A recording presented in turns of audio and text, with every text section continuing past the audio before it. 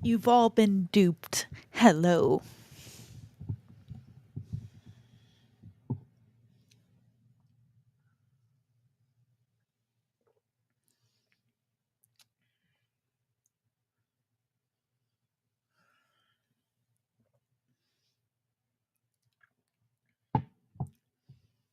All have been duped.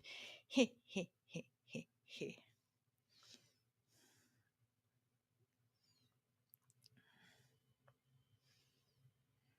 The title should have given you a hint, but they are not here tonight. Neither one of them are feeling very well. So I am in charge again. Sus Among Us.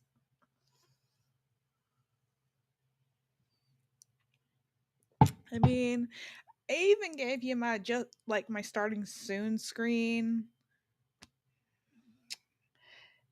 to kind of give you a hint of like who was gonna be here. You should have known that since it wasn't Star Sense usual graphics that it was gonna be me.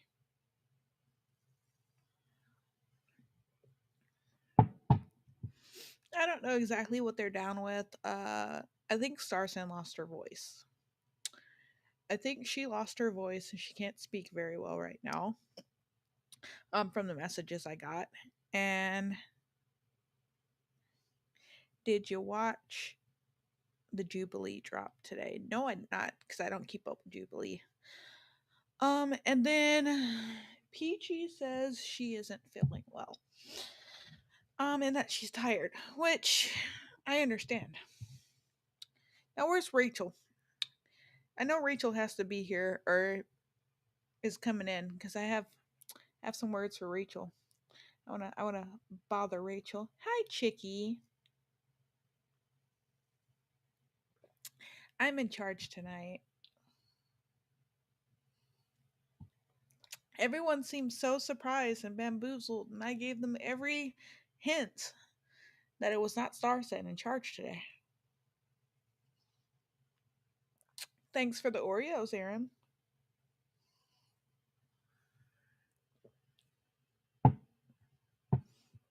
Then you're not included. If you don't normally catch them and you don't know what's going on, then you're not included.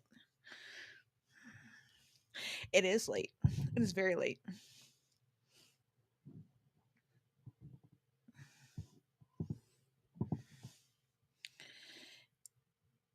It's not very late here, but it's still late for me. Um, we were going to react to or discuss something um Peachy found. She wanted to discuss a Reddit article she found.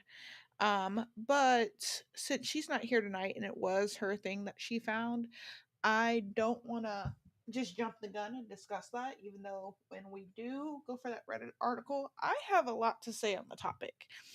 Um, but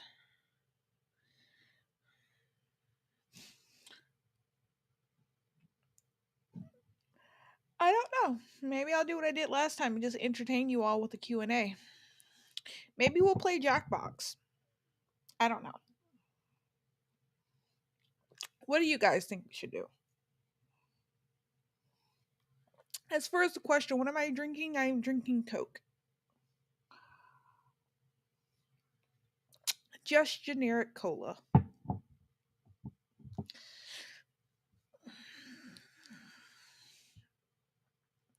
Yes. So the Viking is not here today. Connor,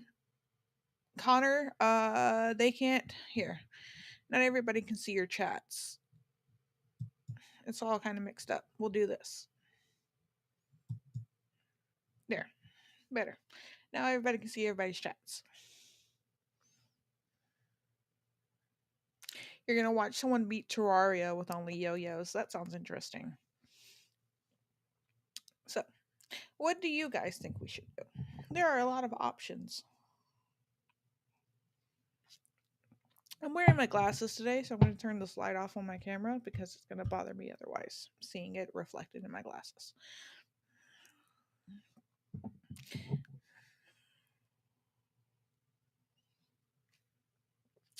I could do what I did last time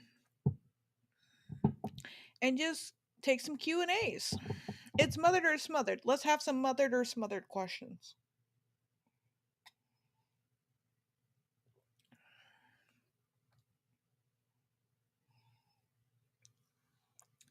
I am tired. I did something today that I never thought I would be able to accomplish. I woke up 30 minutes before church started, managed to dress the baby, dress myself, get my husband out the door, and make it to church and in the sanctuary, including dropping the baby off at the nursery before the sermon started. I did all of that in, I want to say, the span of 40 minutes. So I'm very proud of myself.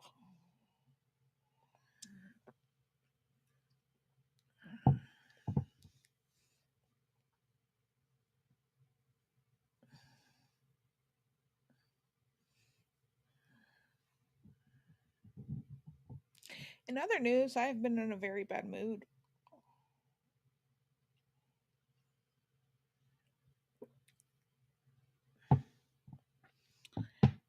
Joelle, since you are new here, what usually happens at these streams? Well, welcome to Mother to Smothered.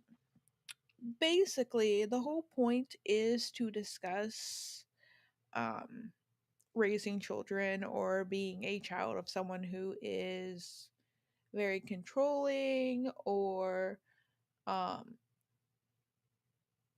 what it's like basically growing up sheltered or with abusive parents or anything. So the title kind of gives it away. It's mothered or smothered because you had to ask the mothered, and it was catchy, and I thought it was when I came up with the name, I thought it was creative. So yeah, we just talk about that. What basically with all three of us, it's between what it's like growing up with sheltering or abusive parents versus someone who's grown up with a very stable parental dynamic. Um oh yeah, Joelle, it's not hard to get your name right. Um let's see. Hunty, here's a question. Help me with my score. I gotta do a head turn. Should character start out facing the viewer or be turned to the side and then have to look at the viewer? What's the context? What is the character doing?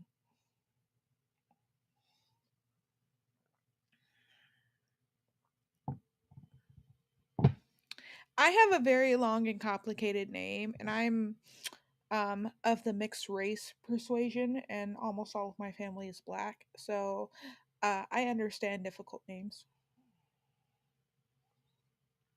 We have a lady that comes in under the username of XM, and I think it's 112. And in YouTube, she goes by her first name, which is Zamaria. And I think I was the only one to get it right on the first try because I have a cousin with a very similar name. So you're not the only one who is surprised that I got their name right.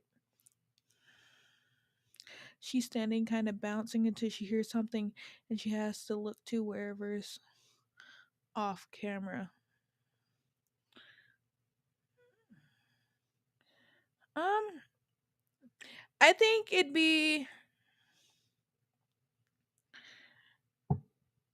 I think it would set more mystery if she was standing to the side, like she was standing sideways, head turned. Okay, so let me do it right. Kind of like this, where she's like standing this way and she's kind of looking this way, but she's kind of looking at the viewer. And then she hears something off in the distance. She's like that.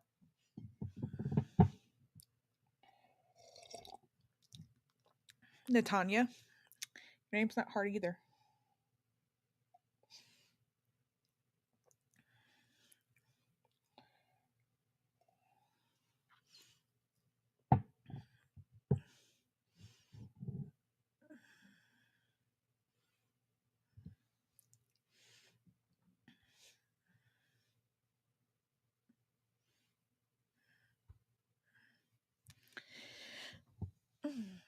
It's been a long day. I have not been in a good mood recently. Mother to smothered news. My mother decided to call me randomly for like no reason whatsoever other than tell me that she got a driver's license in a car. As if I'm supposed to care. No problem, niece.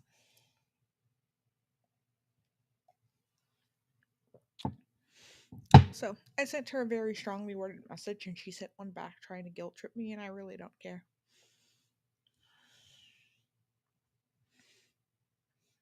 My name is very, very long and kind of complicated. Let's just leave it at that.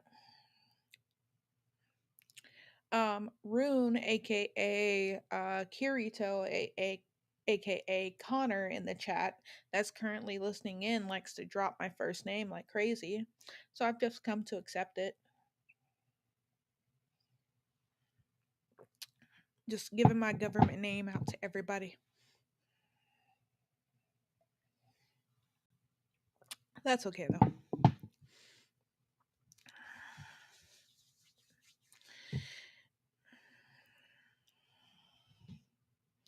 Okay, let's pop off. Let's start with a question. What would be a good opener? Um, okay. I usually ask people what their favorite hobby is and if the, or their most interesting hobby to themselves. Instead of asking what you find to be your most interesting hobby, how about if you could choose any hobby and be good at it, what would it be? That'll be my opening question.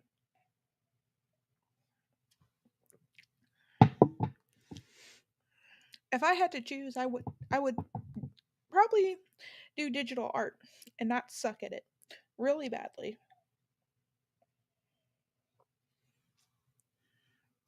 All the art ones. There's a lot of art mediums out there. I don't think you would have all the time for that. But if you were really, really good at all of them, I would be commissioning you for a lot of things.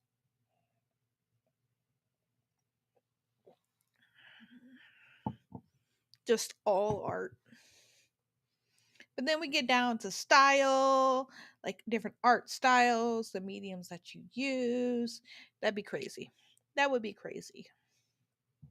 I don't think you would have time for that.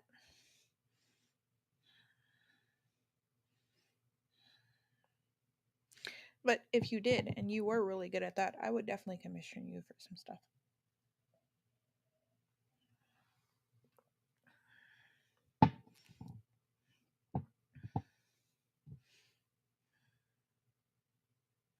You'll make time. Speed run your art pieces in 1 second flat. Make yourself a lot of money. Ooh, a physical hobby is ballet. I want to go back so bad, but finding adult classes is hard. That's very fair. My body is ruined. I wish I could do something physical. I got winded taking the baby on a walk around the block today.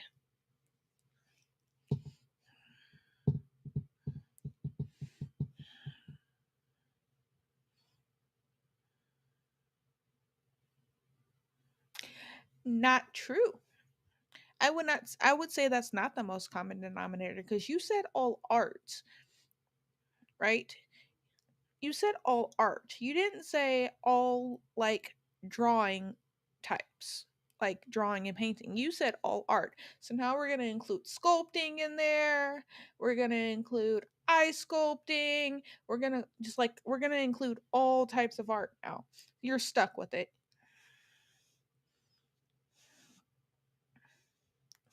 Hi Bublito. Nail art. I wish, yeah, I have like nail sets, like an LED nail dryer. That's fair. About now what you mean about the common denominator. Now we have more context. I have a LED nail dryer and a few like uh nail polishes upstairs that I haven't played with in like the longest time because I just don't have the time to. As sad as that is, I would love to be able to play like paint my nails and stuff. I just don't have the time. There's a lot of things you don't have time for when you have a baby.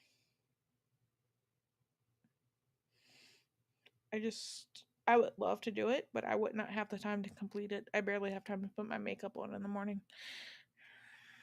Writing is a big mental one for me. To be able to focus on one project at a time through to completion would be wonderful.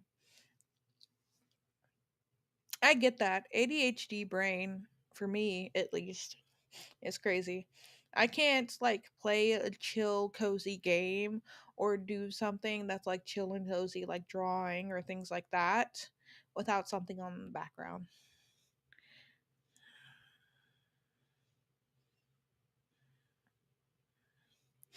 I know how to make a character in a 3D form that you can hold.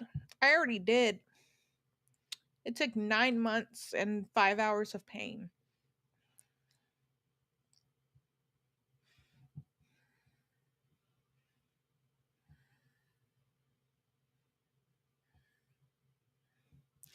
I would love to leave baby with grandparents, but grandparents are nowhere around here. Dad works until like 5. And I find stuff to do. I find time to do the things that I want to do. It's just painting your nails and doing it right takes so much time that I wouldn't have time for painting my nails. Um, because I don't have a very steady hand to begin with. So it takes me a while to paint my nails. And then there's the process. Then if you want to do a design, then you have to do more coats. And so like it takes a little bit of time because I'm doing it to myself too, which makes it take longer than having somebody else do it for me. So that's why I don't have time for that like particular thing. Um, but I do find time. That I can do. That I absolutely can do. So I was gonna do that tonight, and then the day got away from us.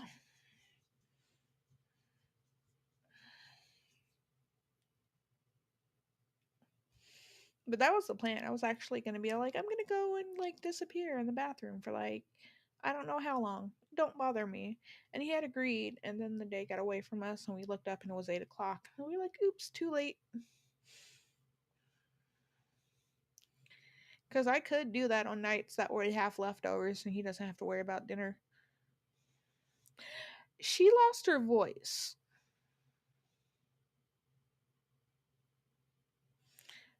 As far as I know. But that would require sex, which is only for marriage as per God's rules. Therefore, I am unable to do that because I'm single as a Pringle. And yes and no. In this day and age, it does not require sex. Nails can take so long. I've taken to wearing falsies recently because they don't break as easily if they pop off. I just glue them back on. That's fair. I don't like the feeling of glued nails. The only time I ever got my nails done where they were like extended like that with like glue ons or anything like that was if I had bitten my nails down so bad that I was in a constant state of biting my nails. So I couldn't bite my nails because I bite them if they feel uneven, is the problem. So I would go get my nails done and then let give them the chance to grow out. And then when I took the false ones off, I would just file them because if they feel smooth, I don't bite them.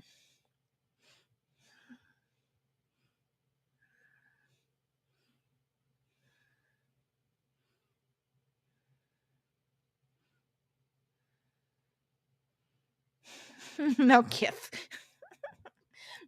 See, I was talking about there's this thing called like getting a donor.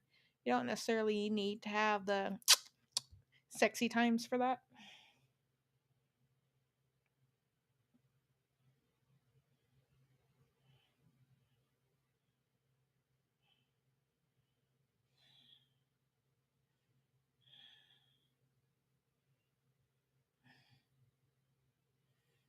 All right. So we've gotten some people putting their answers in chat. Now, for you peeps, let's get into some mothered or smothered questions. I know we got some curious little brains out there. Oh God, don't bring Nathaniel into this.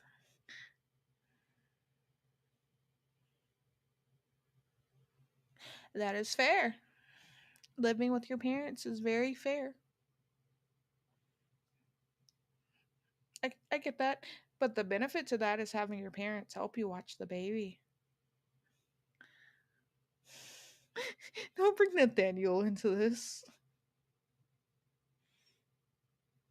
I will tell on you right now. I'll go into Discord and tell on you right now. I will summon Nathaniel.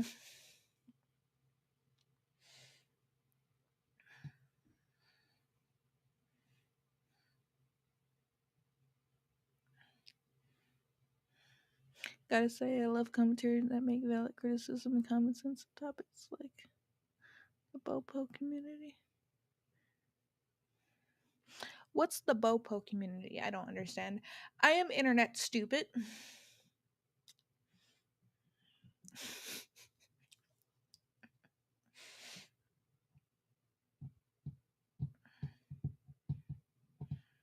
Oh gosh.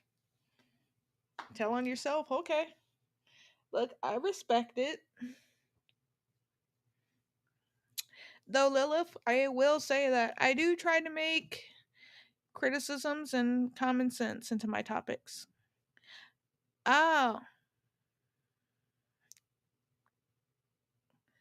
I love commentary channels that make valid criticism and common sense into topics like the Bopo community. Okay, I got you. I got you.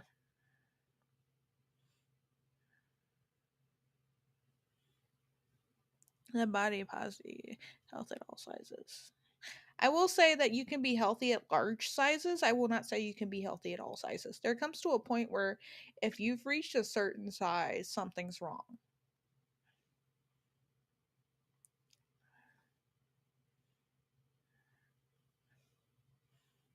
RC Scott, hello. Yeah, yeah.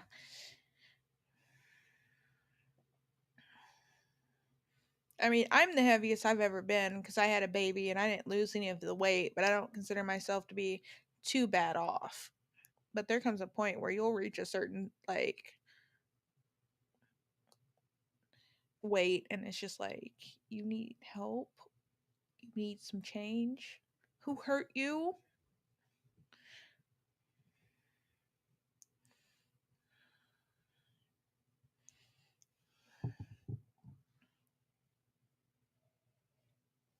There's not even anything left in this. I'm just trying to look cool. Okay, I lied. There was like a drop. A tiny drop. Sometimes that's all it takes. I have a baby as proof. My husband's still awake. He needs to go to bed. He has work. It's nearly 11. Dude, honey, I don't even know how to break mine. I'm just constantly hungry.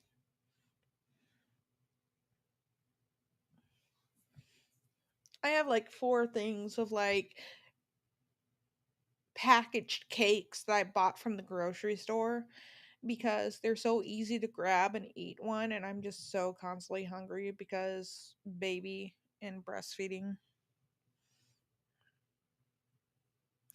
Ew, gross. Wait, what?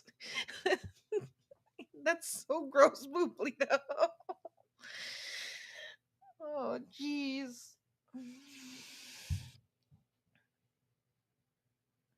That is also fair. I also try to eat very, like, I try to eat healthy when I eat meals. I try to make sure I eat meals instead of just snacking all day. Um, so like I'll eat a lot of sweets, but I try to make sure I eat meals. Like I've made it a habit like the last I want to say month and a half to eat breakfast. So I'll make something for breakfast. It's not always the most nutritious thing, but I'll make like oatmeal or waffles or something for breakfast, like an actual breakfast food. Sometimes it's Pop Tarts, which aren't the greatest thing, but they're quick. And I'll make something for breakfast. I tend to skip lunch, and then dinner is usually homemade. Um, so whether it's fresh or it's leftovers. So the rest of the time, if I happen to like want to snack on something, I just snack on something.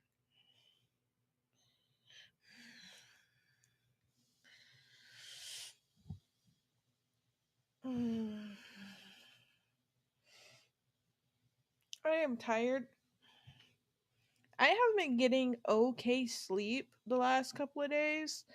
Uh, Not great sleep, not good sleep, but it hasn't been horrible sleep, including with the baby because we sleep trained her.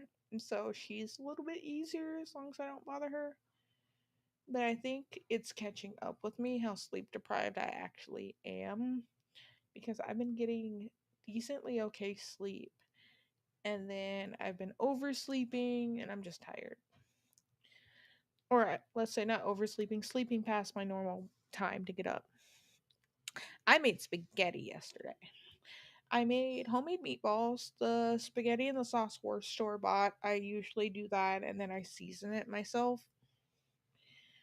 Don't tell Starsan. She'll wring my neck. And the meatballs were homemade because we had deer meat in the freezer and we were trying to clear everything out. So I defrosted the deer meat and I made meatballs out of it. Um, and that's what we had. And then I made Red Lobster Cheddar Bay biscuits because they sell them in like the pack that you can make and stick them in the oven. And we had that with our spaghetti. And I made brownies. Hi, love you. Good night, love you. Dream about me. I might.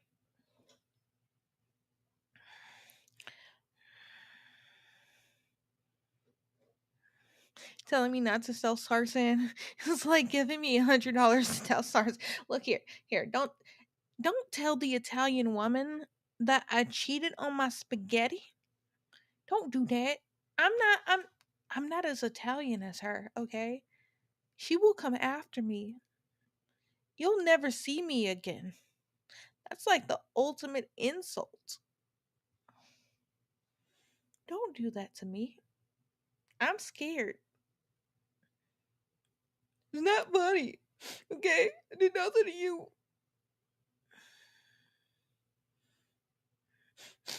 No, just don't say anything. It's not lying unless she asks. Shh.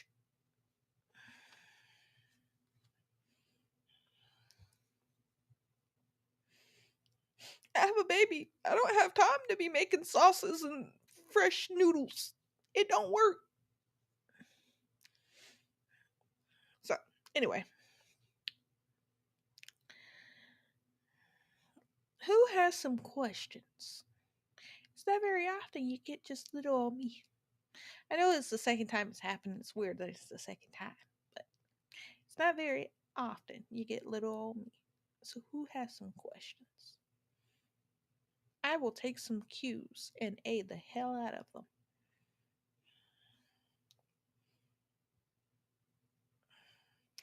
You can ask me about my opinion. You can ask me about specific things growing up.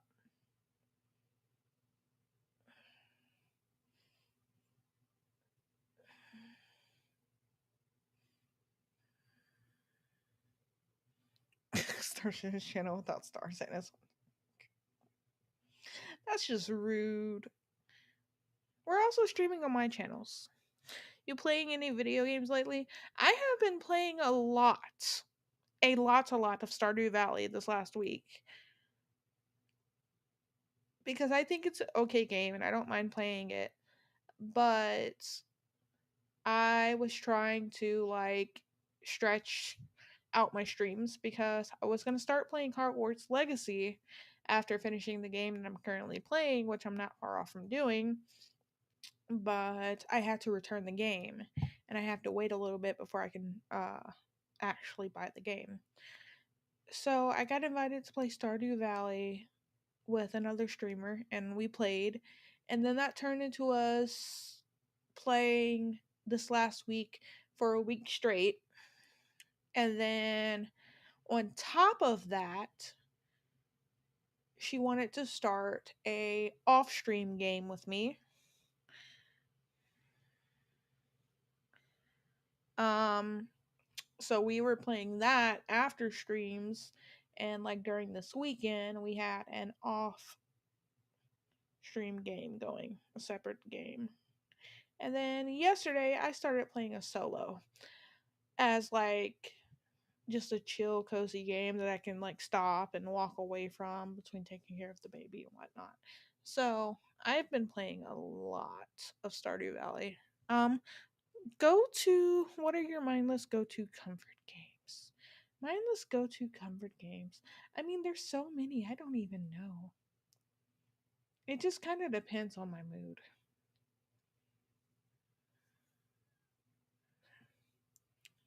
I don't think I have a game and I'm just all like, I'll just pop it in and play it. Um, so I'm not sure. I'm also trying to think about what game I should play next to like fill in the gaps. I've been thinking of maybe playing through all of the Dragon Age games in like succession. I've been thinking about doing that. I just don't know how many people are still into Dragon Age because I have all three and I love the Dragon Age games, but I have to play them on computer. Um, the only one I was able to play on console and actually get through it was Inquisition.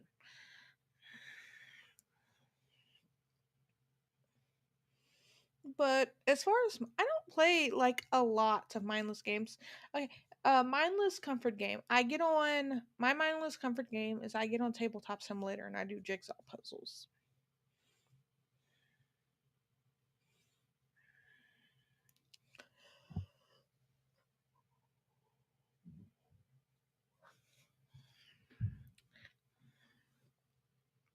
Inquisition is really good. My favorite part is modding it with the aesthetic mods to kind of change the way the characters look a little bit. So you can give them like better looking hairs and stuff. That's kind of like when I mod games, that's kind of what I go for is like changing up the aesthetics of your character or like the way things go. So like right now, if I do I still have it? No. So right now my Stardew Valley game, I like modded the way that the farm looks and the farmhouse looks and it's like a really really cute little house. I really like aesthetic mods. Um, it depends on the game. I mean, Skyrim you can mod Skyrim on console because I have consoles too. I have my Switch is sitting right here, my PlayStation's right here, and I have the TV right here. And my capture card is somewhere. Akuma, hi, hello. So I do a lot of console gaming because it's just a little bit easier to do with the setup that I have because I'm really running streams off of my laptop. I set up a Throne account, but most of it's just like if like most of it's crowdfunded and then I threw some like a whole bunch of like clothes for the baby on there because people like the baby more than they like me when she comes on camera. So it's just all like, yay, you can give the baby gifts. It's gonna start getting cold here soon. I made her wear her jacket today. Let's get some mothered or smothered related questions. Let's try to get a little bit on topic here. We've been going like 30 minutes off topic. Let's get a little bit on topic here before my ADHD brain goes off into like a complete different direction, just so we can keep some of the video kind of in spirit of mothered or smothered. And I will be back probably in about after this ends, about 12 to 13 hours from now. I will be back streaming again. So anybody who wants to stop by my Twitch channel can see me over there in about 12 to 13 hours, and I'll probably decide what we're doing this week. Well, I already know what we're doing. We're gonna finish the game I was currently playing. Rachel, hello. Hey Rachel, I've been waiting for you. I have something for you. I have something I want to show you. Yes, gone solo. I have gone solo. Let me adjust this. I think I have myself mirrored. Okay. I have something I want to show you. Yes, yes, you. Are you ready? Have a good night. Hey, look what I have. I don't think I've ever shown this. Get look what I have. I got my Akatar cup. Got my Akatar cup.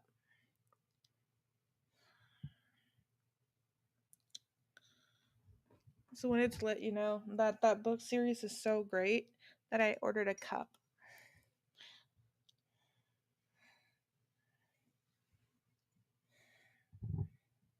Okay, this was not cheap. This was not cheap. This is a pretty solid mug. The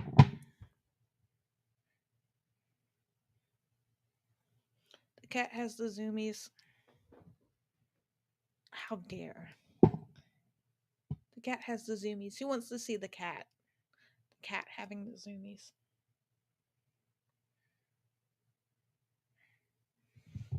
Cat's having the zoomies.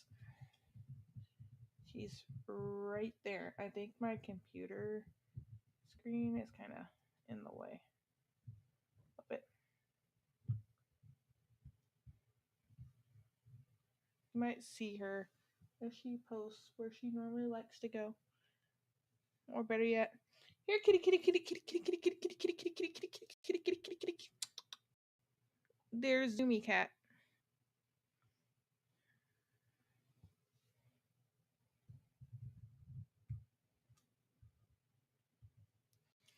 I am trying to establish healthy boundaries with my mom. I love her, but every time I get a call from her, I cringe because I have no idea which direction the conversation is going to go.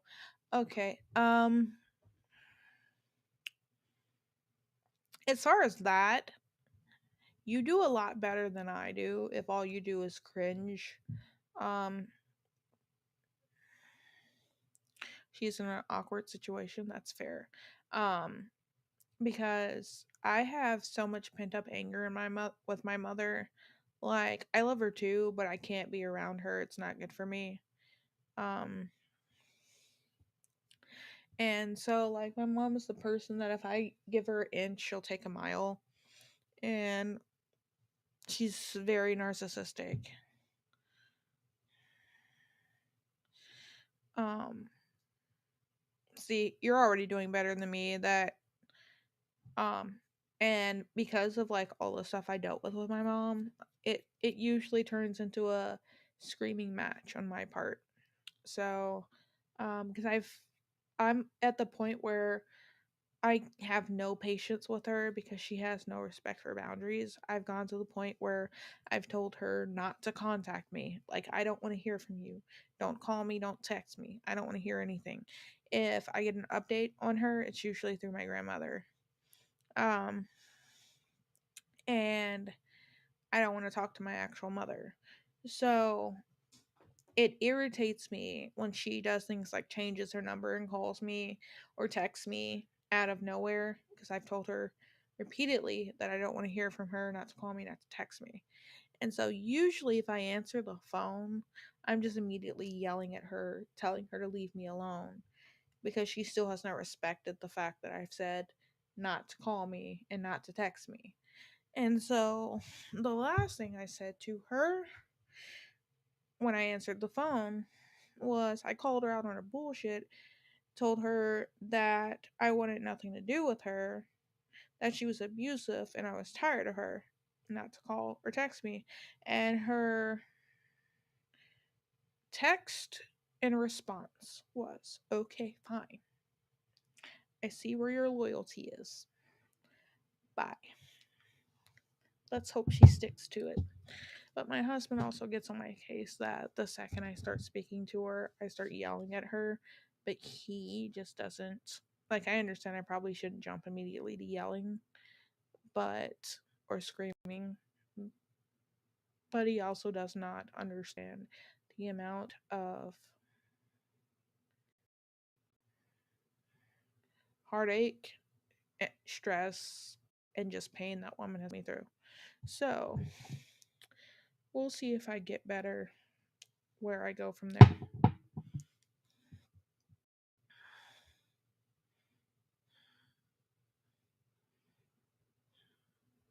Okay, Akuma.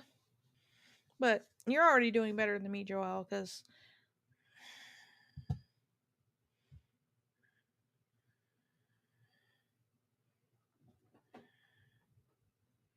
churches are like that. There are a lot of churches out there that are very self serving. And it's sad. It took me like a long time to finally find a church that I'm happy with. Like it's to the point where I'll like wake up and ask my husband, I'll look at the time, it's like, hey, I feel like going to church. Like I usually don't do that. Usually I just shrug and don't care.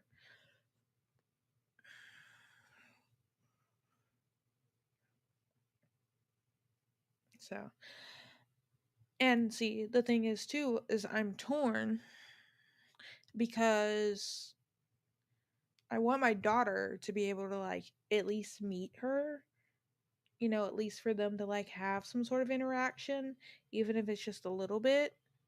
And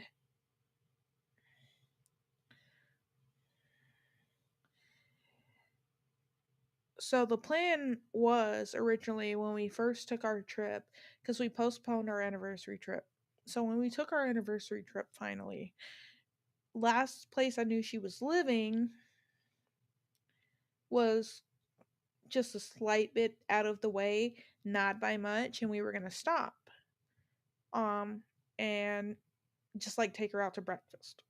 Just so she can meet her granddaughter. Because she's 7 months old now and she has still yet to meet her. And I called to get the address, and my husband was going to be with me, so I felt like I was going to be a little bit better because he's a good like buffer mediator, however you want to go, kind of keeps things calmer. Um, and she had moved, but this time she had moved somewhere that was on the way to visit my father-in-law. So the plan was next time that we take a trip to visit my father in law, just kind of stop on the way and try the same thing, have breakfast and let them meet. Even though I don't want much to do with her, I'm willing to do it just so like they can meet. I feel like it's a little bit fair, but she can't even respect the boundary of me telling her not to contact me at all. I don't want to hear from her at all. Like I'm done. I don't want any relationship between me and her. I'm willing to put up with her for the baby, but I don't want anything to do with her personally. And she couldn't even respect that and keeps calling and texting me. And I hadn't heard from her since I think the last trip that we took. So I was willing to be like, okay, she's starting to learn to respect me a little bit. I'll let her meet the baby. But she's kind of dashed that. So now next time we go, she it's just on her. Um my dad still attends and the pastor isn't holding him accountable for his terrible behavior, and the pastor instead victim blames my mom for why my dad did what he did. Uh I'm gonna guess your dad's abusive. There's a lot there that's just I don't have context, even vague context. I don't know how much you want to share. Don't feel like you're being pressured to share if you don't want to share. Um but it sounds like your dad might be abusive. And sadly, you know,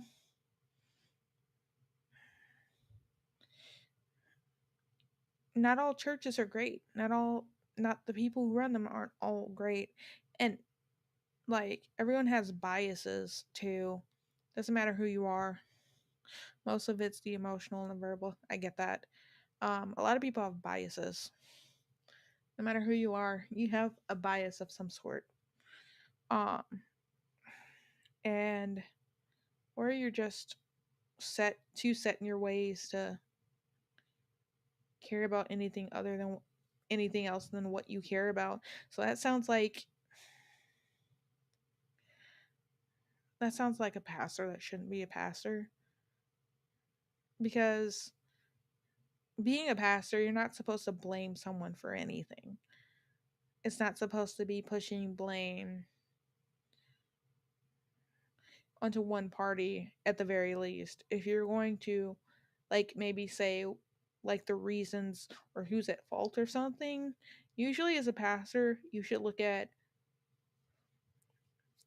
the fact that like both parties are at fault, but who I don't know how to explain it. I'm tired, but it should be like not the blame game.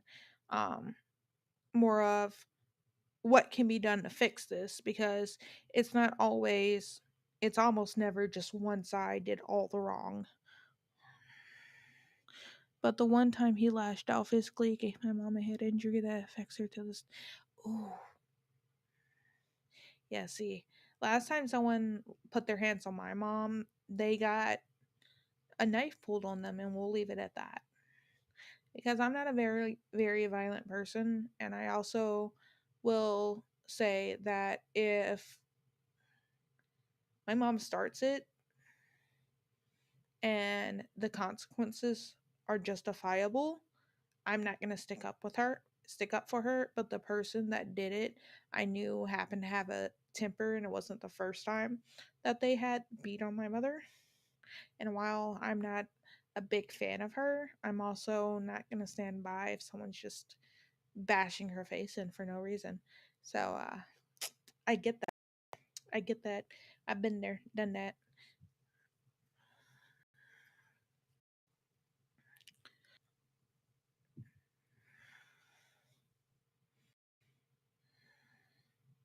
I mean, I try not to be violent. I do have some like anger issues, and I tend to throw things sometimes, but I try not to be. I'm working on it. I'm working on it. I'm trying to work on it. What was the last thing I threw? I don't even remember what the last thing I threw was. I can remember a few things I threw, but I don't remember what the last thing I actually threw at a wall was. It was evident and see what happened, but I remember my dad walking around without his glasses most of the day in case my brother's punched him. At least he knew there was possible consequence. But yeah, that's not a good situation to grow up in. I remember one time I had to physically fight my mom because she threatened to kill herself because I wanted to move out.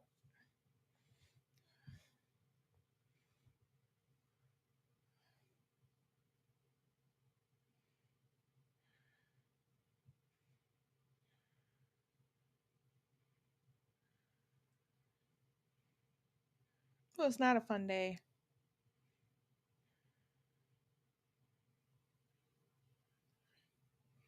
I have stories. I have stories. My mom is also the type of person that should never have a drop of alcohol because once she starts, she doesn't know how to stop until she's drunk. Which is also one of the reasons why I don't drink very heavily when I do drink.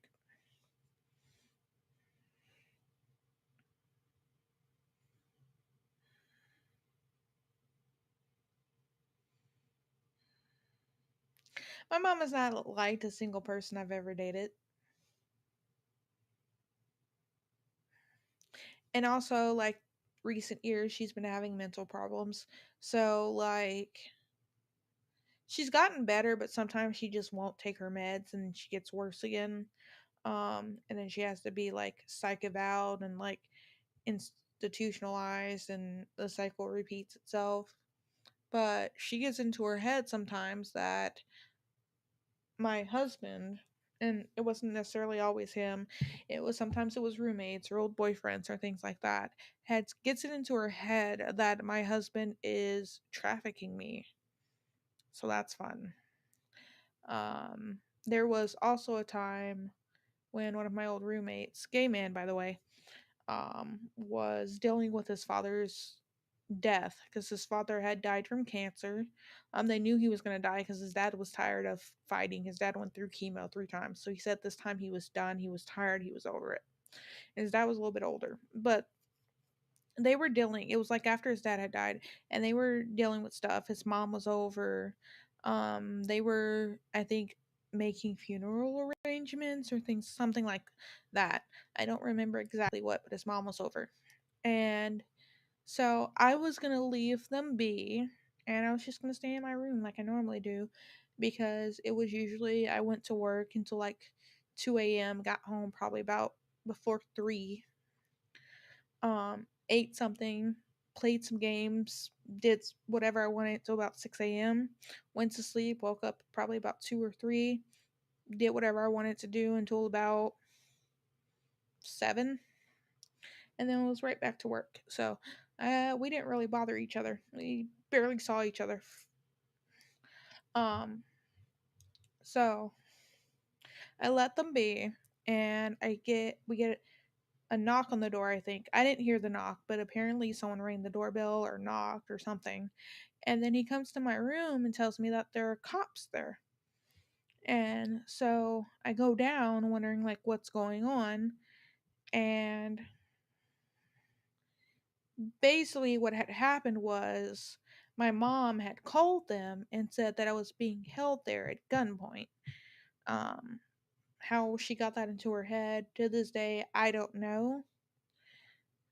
I don't even remember what happened that day. Maybe she called and I didn't want to talk to her, and I told her such because she had done that a few different times where I told her I didn't want to talk to her, I didn't want to see her because I was busy or whatever, what have you. And she called the cops telling them some insane story about me being held against my will or something like that.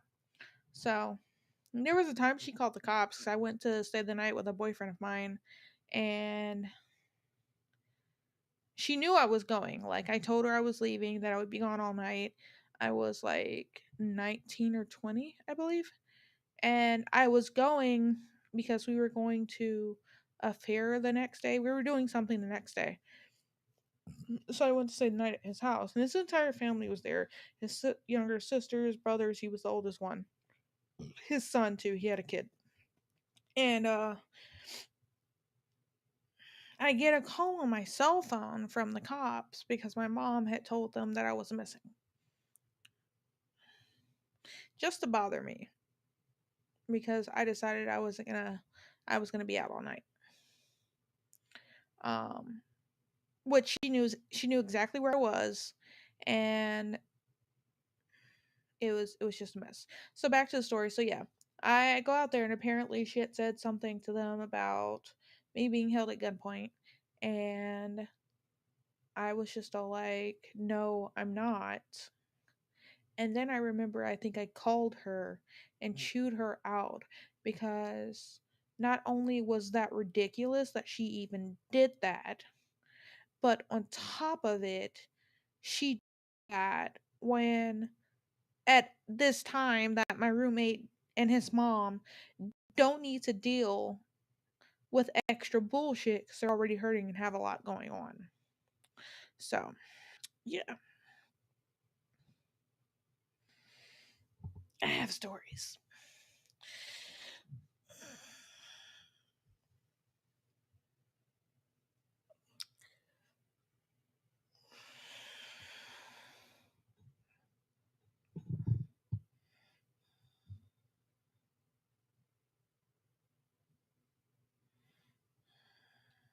My mother just doesn't like anyone, and she also seems to think that even to this day, I have to listen to what she says, and that's just not how that works.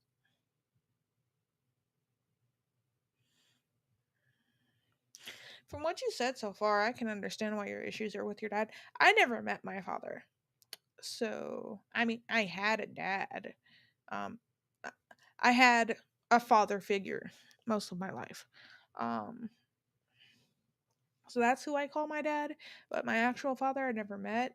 And I think the last falling out actually involved that because I did a DNA test and I found a whole bunch of people that I'm related to on my father's side. And so I was trying to track down who maybe it could be. And I went to go ask her questions because I got in touch with um, this lady who's part of the family, and she has been like tracking the family tree on that side because there were a lot of people in that like family that got like adopted, like they were put up for adoption. So and all like split up, and so a lot of people in that family don't know each other. And so she was like trying to track everybody, so I got in touch with her, and she did things like that for a living. And so she had me like give her all the information based on like who in the family I was related to and how closely related I was. And so she gave me like this like section of the family. She's like, your father is probably from here based on like how you're related to these people. And so to try to like narrow stuff down, I talked to my grandmother a bit and tried to talk to my mom a bit about some of the information. And then my mom started trying to gaslight me and then stopped answering my questions.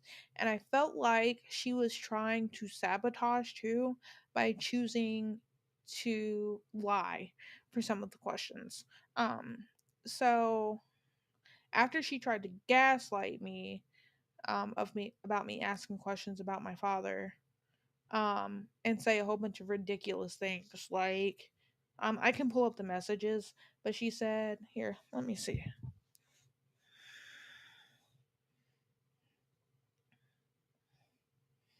Because I don't have her blocked, but I have her restricted to where I don't see any of her messages. If she tries to message me,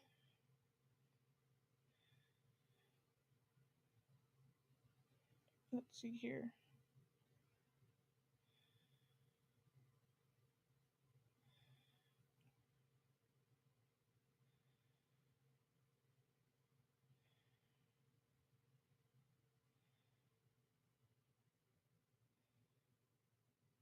So it's not that one. It's this one. Yeah, apparently she sent me, after I restricted her, just in September, she sent me a whole bunch of links to YouTube videos. Then she sent me a whole bunch of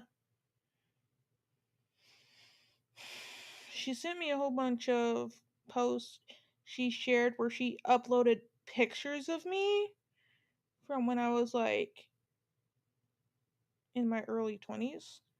Pictures of me and my dog that I had back then. There's a whole bunch of links to stuff dating all the way back to like July.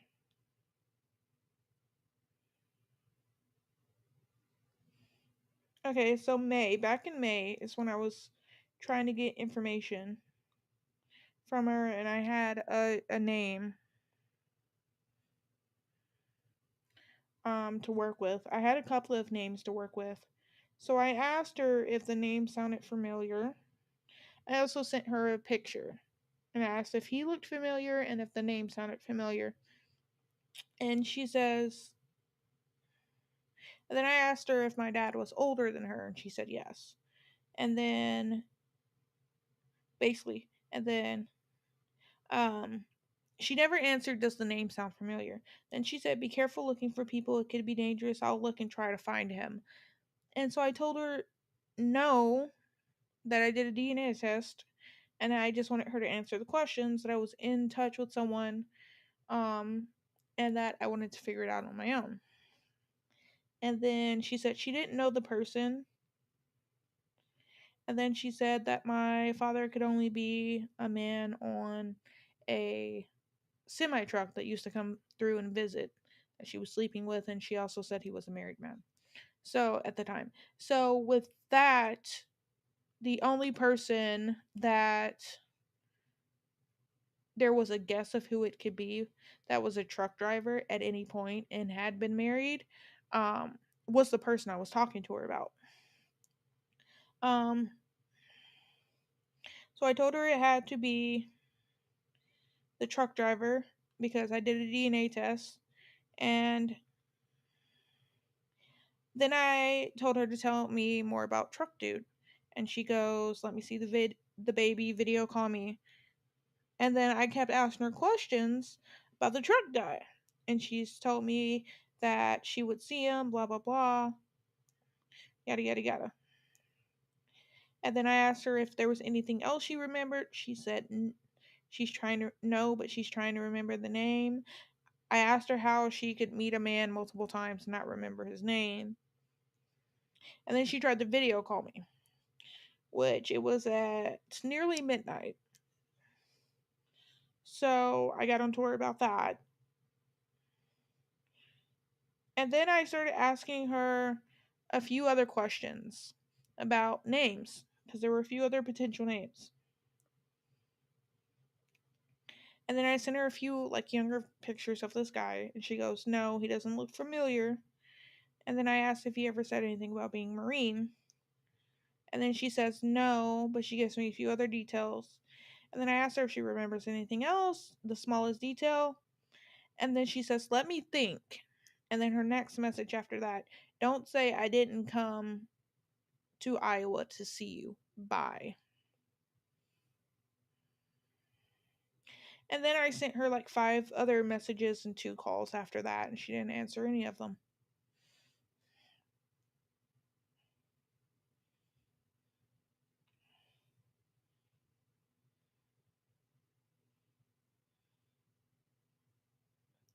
So yeah, that was kind of my last straw with her.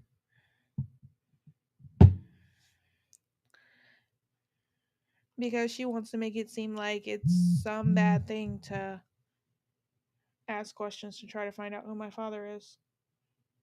Like it's some personal attack on her that I want to know who my other parent is.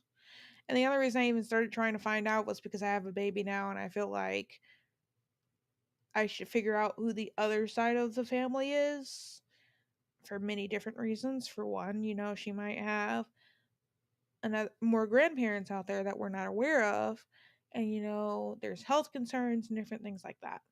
So, because I'm not new, I wasn't too concerned with finding him because I didn't really care.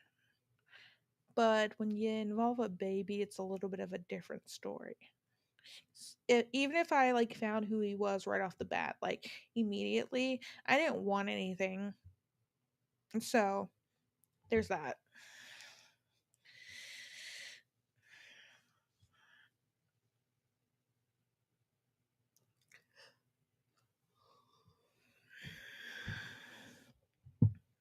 But you can't dampen my day when I'm too tired to like feel emotions right now. I'm also kind of emotioned out. Today's been a crazy day.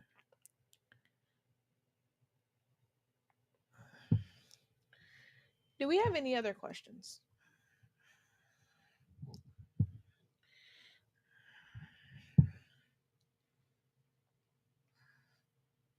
Story time with Faye.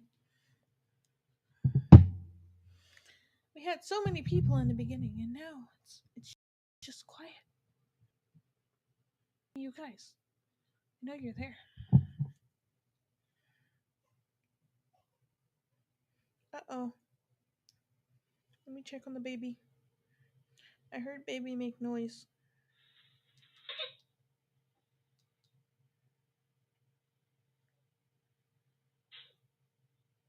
Her room's a good temperature. I think she just kind of woke up a little bit.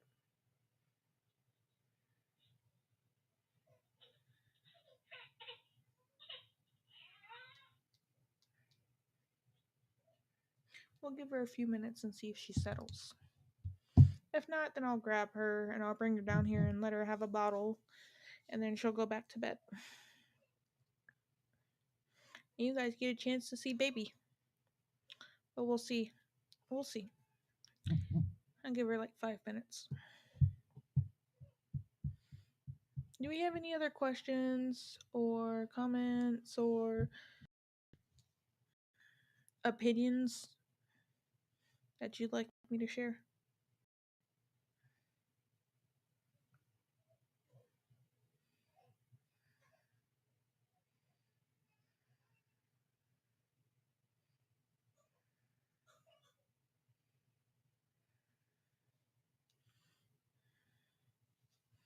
I picked up my phone to check one thing and then the baby started crying. And that was the only reason I checked on her.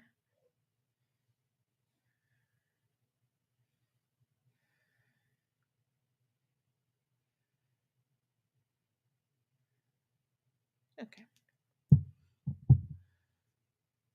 Parenting hot takes. Parenting hot takes. I think I've covered all of my parenting hot takes in past broadcasts. Um, I think a lot of my parenting hot takes aren't hot takes if you're a parent. First one, I guess, parenting hot take. I think it's okay to let your baby hurt herself. Obviously, I don't let her like go nosediving off of things. Also, she's not old enough to do that. She's not that mobile yet. But I don't rush to her aid when she does things like flop or face plant on the floor. Most parents would do that with newborn or with especially with first children, like first time parents would probably normally do that. Even the person in my mommy group is surprised by the fact that I kind of let her scare slash hurt herself. Um, because I've been trying to like work with her on sitting up because she's old enough to like start sitting up, and so she'll get it for a little bit, and then she'll just kind of lean forward, and then she'll like fall for it completely, like onto her stomach, and kind of face plant, and I just kind of let it happen. And then when she starts crying, I pick her up, but I don't rush to her. So I think it's okay to let your baby hurt themselves.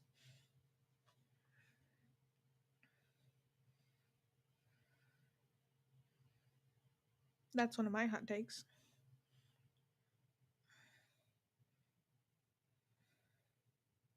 She fell back asleep. Okay. She's asleep. She got quiet, so I was making sure she wasn't awake. Um, parenting hot takes. I mean, she's a baby, so I don't think I have very many hot takes right now. Because there's not much to have hot takes about unless you like ask me for things like later down the line, because I'm a first time mom regardless of like how much experience I have. So I haven't experienced a lot to really have any hot takes either. Um I'm still kind of there's still plenty of stuff that I'm learning. So, like considering that she's a baby, I think that's really the only one I have. Most family channels do suck.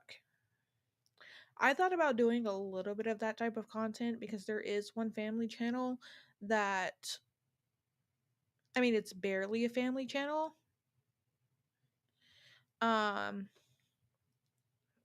but there's a channel, it's like it's Sarah plus twins, and like most of her vlogs aren't like huge long vlogs. They're usually like 7 minutes. It's usually just her playing with her kids or them doing like fun little quirky things, and it's like half kids half her. And then a good amount of her shorts are her doing like baby related like educational things. Like there's one where she explains the things with babies and object permanence. There's one where she like tries to get her baby to like sit up, kind of like I've been doing, where you kind of get a little bit of a funny moment haha out of it, but you also kind of learn a few things off of her channel. So it's not like this huge giant production, um stuff like that. So I kind of wanted to do stuff like she does because I kind of want to make my stuff more like things you don't know, like things that they don't teach you type of thing, kind of like a little bit like she does. um so like none of her content so far gives me really any of that creepy vibe thing. It all feels very candid instead of a huge production. Does that make if that makes sense? Like doesn't feel like a lot of setup moments that are like planned out. Unless it's something where someone like says something to her in a comment and she addresses it. Like there's one where they say something about her letting her baby eat a lot of fast food because she does a lot of like breakfast time whichever child, and they just sit there and they eat a sandwich from like a fast food place. And then the whole thing is just cute little moments of like her baby stealing her food. And then someone said something about like her baby eating a lot of fast food, and like, for one, you think breakfast is really the only meal they eat together, and two, she addresses it basically by making a shit ton of broccoli and just letting her child eat it, like not even forcing her to, just like putting it on a plate on the counter and letting her child grab it and eat it. So like it doesn't give off those really creepy like super production type.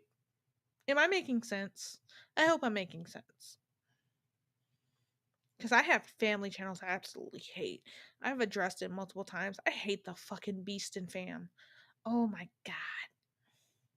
I hate that channel with a passion.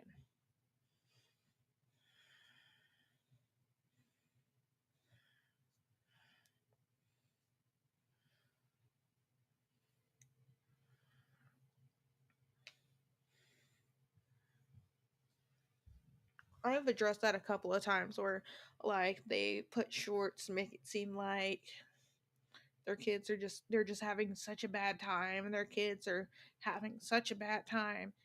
Yeah, the Ace family is a bunch of scammers, but as far as their like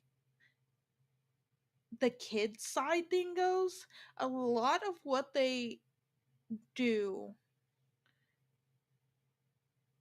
isn't necessarily fully centered on their kids, because I've watched some of their videos. A lot of it's the adults. Um or it's like 50-50. It's not 100% kid centric, where all the content is basically involving the kids. Um because like with the Beast and Fam, I like shared a video about how they took their kids out to the beach in Australia and they paid all this money for a trip, and then the older one was throwing a tantrum and the younger one was screaming, and I'm like, well, the older one's throwing a tantrum because he's 2 and that's what they do. That's fair. Like, I don't see a problem with like doing like I said with Sarah plus twins, where like her vlogs are like 7 minutes long. Like they're not very long at all. She doesn't like put a shit ton of content out that involves her kids. Um, because a 7 minute vlog is like barely anything. Um, a lot of her videos are even shorter than that. Some are just legit the 2 minute, like having breakfast with her baby type videos, where it's not constantly having them in front of a camera.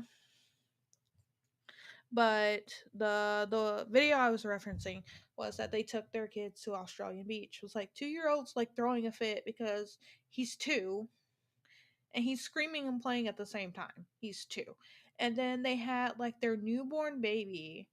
She couldn't have been older than 3 months, I think, at this point, on the beach. And I just saw so much wrong with it because, for one, you went to Australia, which isn't itself a bad thing. You also went to a beach, which in itself isn't a bad thing. But you shouldn't take your 3-month-old baby to a hot Australian beach, in my opinion. For one, they're not really old enough for it, because there's a certain amount of time it takes for a baby to develop enough to be able to um withstand like the sun's rays, kind of like we do. Um so it takes a while for that. It takes a while for babies to be able to regulate heat properly, and it also takes a while for their eyes to be able to handle bright things. So,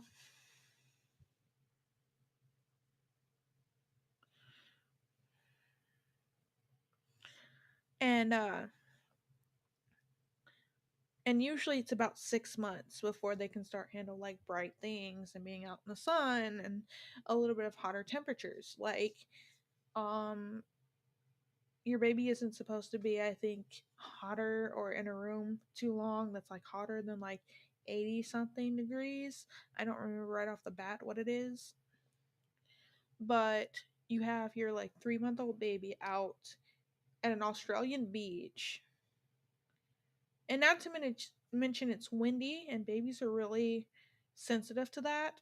Like my baby, if we took her outside, um, and she was outside and it got like even a bit, it's like even a little bit windy, it would like if it hit her ears, she just couldn't handle it. She would scream bloody murder.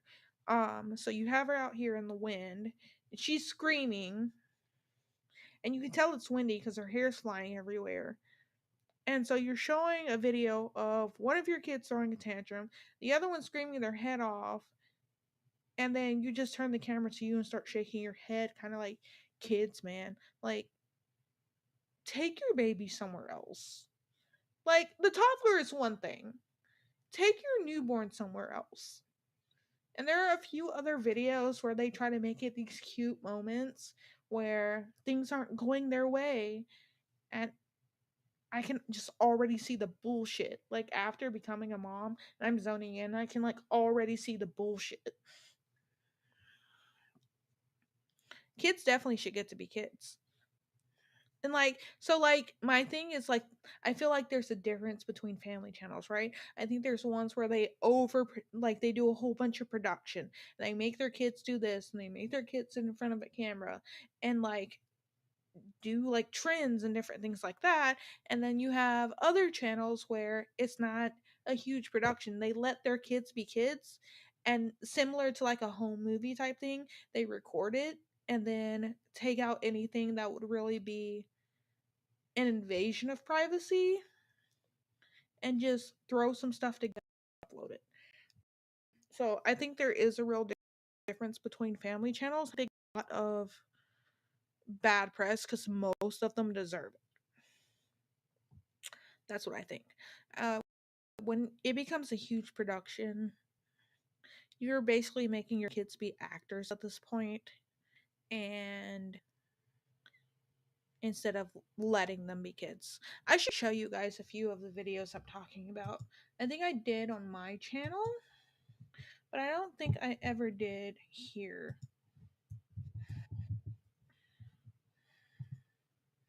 So like one of the like her shorts. One of the ones I was talking about, let me find it. Okay. Share screen. Cuz she does like some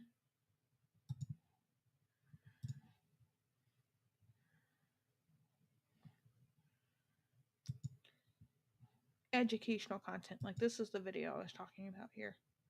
Interesting fact about babies. This is in fact a baby. Babies actually think that they're an extension of their mother. That you think that you are me and that I am you up until about 6 months old. That's why babies can have a lot of anxiety or stress when being separated, specifically from their mom or their primary caregiver, because they think they're one and the same. Is that us? Eventually, babies do figure out that they're their own person, their own body, feelings, thoughts. Up until then, they don't even know that their little hands and feet are their own. Oh, are you trying to go and be your own person? Okay, she's grown up. Interesting fact about... Yeah. So, like a lot of little things like that. So I thought about doing something kind of similar to that. And even like her actual like family vlog type things are very short. They're not hugely production. It's usually just her setting a camera somewhere talking. Like I think the one she uploaded today that I watched, it like literally starts off the kids are taking a nap. She says they're taking a nap. She finds cookies in the freezer. She bakes the cookies. Says which one of her kids are gonna enjoy it. And then it's just a few like clips of her taking her kids to the park. And that's it. There's like nothing really there. She's not filming her kids' temper tantrums or making them pretend they're sad. Different things like that. I hate the like the fake production. Like quit trying to make your kid be an actor. I hate that. I could talk about this all day long. So I thought about doing something similar. Oh, my butt sitting in the chair wrong. Because I thought it was like a real like interesting thing to do is to like hit topics like that and make just like cute little videos, but kind of make them like educational. I don't know. I got a camera for it. I haven't even like done anything even remotely like that.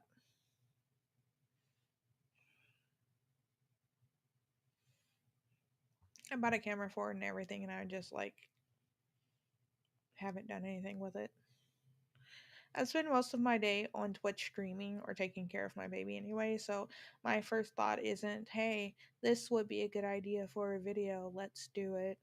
Like, even when it comes to the educational things, like recently, she's in her grabbing phase, and I feel like getting a video of her. She would be too interested looking at the camera for me to actually get a video of it. But I feel like getting a video of her doing the grabbing type stuff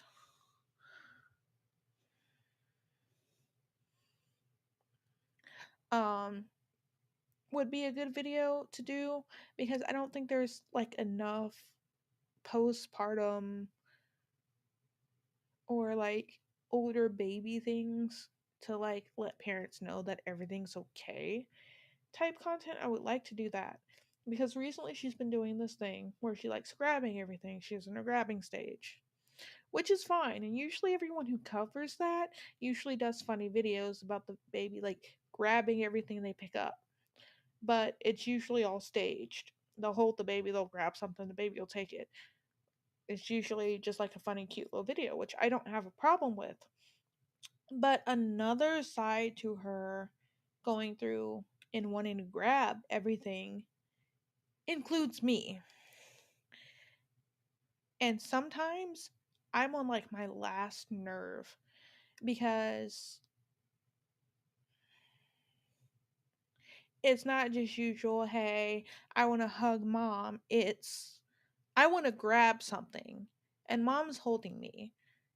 And she's holding me because I was screaming to be held. But now I want to grab something. So what do I grab? And she'll grab my shirt and pull it, or she'll grab. I just checked on her. She's okay. Yeah, I was keeping an eye on her through the monitor. She'll grab my cheek and like squeeze it. Her hands are so tiny she can. Or she'll like grab my neck or my chin, just like whatever she can get her little hands on, she'll grab. And it's the most irritating thing. They're just constantly, or if she can't grab it, she'll scratch and try to grab. So I'm constantly dealing with this. Like constantly her trying to do this. Just grab this. And she can't. And little miss has nails.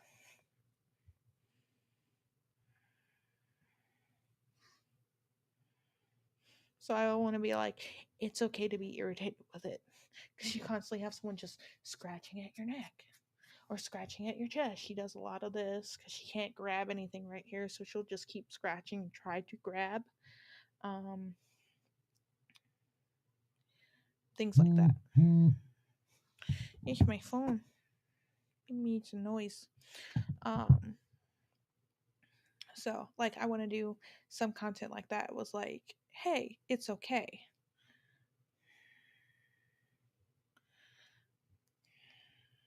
I purposely try to set up my husband so she'll pull his hair. It hurts him a lot less than it hurts me because I have really thick, kinky hair, and her hands and little fingers go through his hair a lot easier, so it's easier to detangle her from his. So, yeah. No, he's done it to me a couple of times. He'll put her somewhere where she'll grab my hair, and she won't hesitate. But yeah, so I kind of want to do some content too, to be all like, it's okay to be irritated.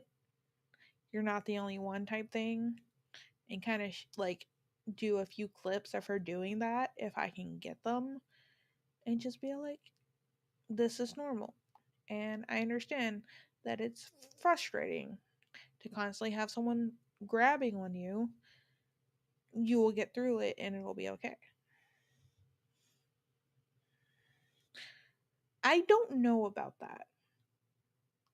Should you embarrass them as a punishment? No, but there are also really funny videos of parents doing embarrassing things and they'll like film and upload it. Like there are videos of like parents going out to meet their kids at the bus stop dressed in like different costumes every day. Stuff like that I think is okay. But and they'll upload it. It's like funny cute videos, but making it a habit to embarrass your kids on the internet as a punishment, I agree. Again, it's like a coin flip, right? I mean, yeah, it's different, but it's like a coin flip where most of the people who do it are making it. How do I put this? Most of the people who do it is like similar with family channels are giving. It's because it's most of them are giving them all as a whole a bad rap. Yeah, dad showing girls how short shorts actually look. Those are funny. I like those. But or there's like one where yeah, or there's like one where there were some like cute guys that were driving and they pulled up to the side of the car and the like daughter is sitting in the passenger side seat and the father is or the mother is like driving and she's just all like what's wrong with you and she's like they're kind of cute yada yada and she's like hiding in the seat because she's all embarrassed and her mom starts rolling down the window and she's like mom stop.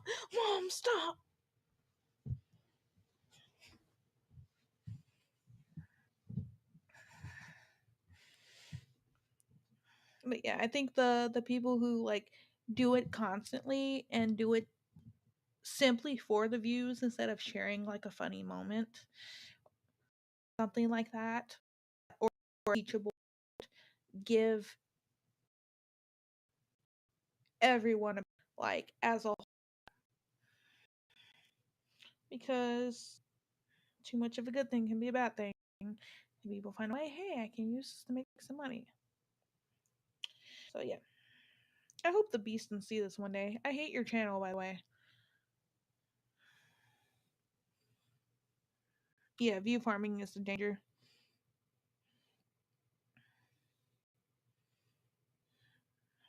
Like even when I stream while taking care of the baby. So she is on camera a few different times, but usually it's always in transition of her moving on to the next thing in her routine. So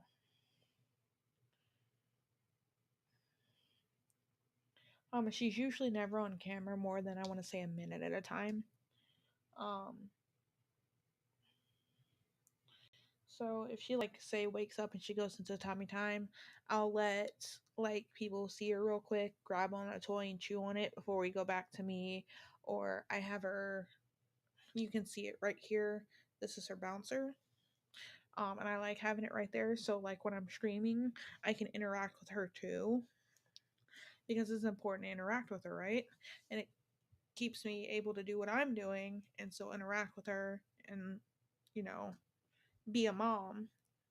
Um, And then a couple of times, depending on like what's going on, I'll have her in my lap as I'm like streaming and talking to people. And so she'll be on camera for a little bit, but she spends most of her day off camera because she'll be in tummy time, or I'll put her over here on the couch, she'll eat, or she takes her naps all the way over there. And I don't have the camera turned that way at all when I'm changing diapers and doing things like that. So, um, like I don't even have camera on her when she's taking a nap. I'll show them where she takes her naps. Like she's over there napping, but we're gonna leave her alone. So yeah, I don't even have her on camera that often. Everybody loves her more than me, which is fair. The command where you can ask what she's doing at any time of the day and I'll answer you. Because a lot of people because I spend a lot of time off screen taking care of her when I stream. I probably get like I would say 10 somewhere between 10 to 30 minutes of gaming per taking care of her over the course of like 5 hours. Because I'll get like 10 to 30 minutes in, and then I have to put her down for a nap. Or then I'll get another 15, and then she's crying because she's done with tummy time. And then I'll get another 10, and then she starts crying because she's bored. And then I'll get another like 5 to 15, and then she'll start crying because she's hungry. Hi, Lottie. How are you? So, I will say she's barely on camera, but everybody likes her more than me, which she's cute, so that's fair. I also set it up that I found a whole bunch of cute clothes for her, so if people want to buy her gifts, they can. I set that up. She doesn't need any clothes, but I found a whole bunch of cute stuff that I want her to have, so there's that too. But most of the people that are on my Twitch too that come and watch me are friends of mine, so it's not like I'm using them to buy my like kid things. Because again, she has everything she needs.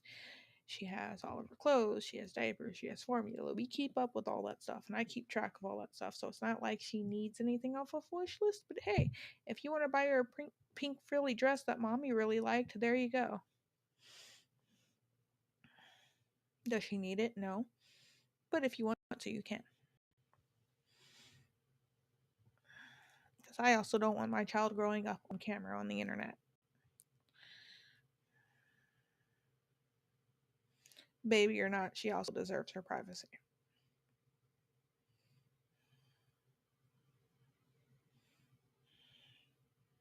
There goes Aaron again, throwing snacks at people's heads. Hi, Lottie, how are you? Your dad had a nightmare you didn't appreciate. What kind of nightmare? Was his nightmare your VTuber model coming after him?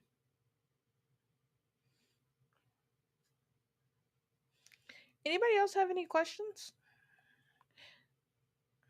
We can go for, let's say, another 30 minutes. But I am tired. I feel like I'm going to pass out, like, immediately. I'm going to give people time. Just text it to me then. Just text it to me. Here's what I'm doing. I'm gonna give people a few minutes to come up with questions, and I'm gonna go wash the baby's bottle, so it won't take long. I'm just gonna wash it real fast. It'll take me like 3 or 4 minutes, and okay, Aaron, and then I'll come back and see what questions you guys have for me. I'll give you guys time to think. I like to wash her bottles and have them ready for in the morning because that just makes my morning significantly easier. So when she starts telling me she's hungry, I can quickly just put powder into her bottle and give it to her instead of having to wait until I wash it and everything.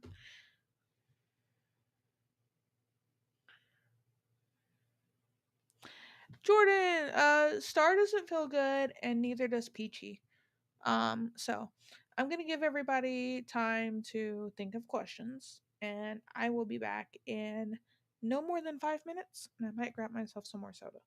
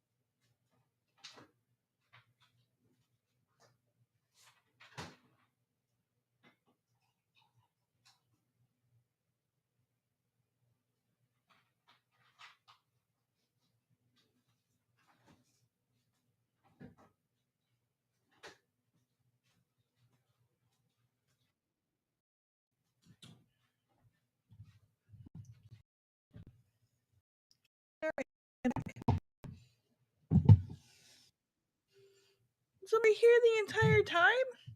Why didn't you say anything?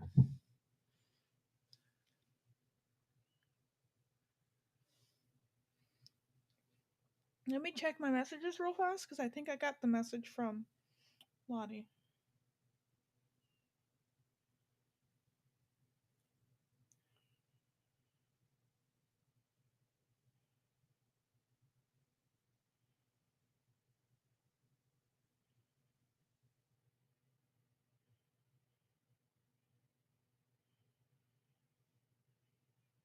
Oh, yeah.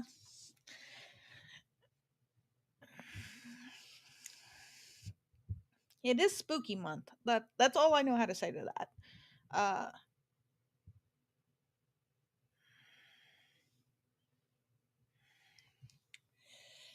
what did you watch before you went to bed, or what were you thinking about? Let's see. Erin said she chatted something.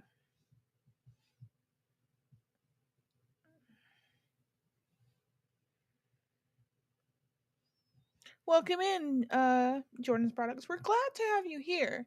I see that you just discovered the channel. Um, yeah. On Sundays we do our Mothered or Smothered podcast. So I don't know. I don't think you've been to one yet, but basically we discuss what it's like growing up in a normal family versus in a smothering family, whether that's you being very sheltered or you have abusive parents, and all three of us have different dynamic as far as like how our parents treat us. So it's me, Star, and Peachy. Me and Peachy are more closely related in the way of our parents thinking, not necessarily their actions. um Peachy doesn't consider herself very abused, but I feel like her parents are very emotionally and mentally abusive, whereas mine is more mentally and physically abusive, or all three.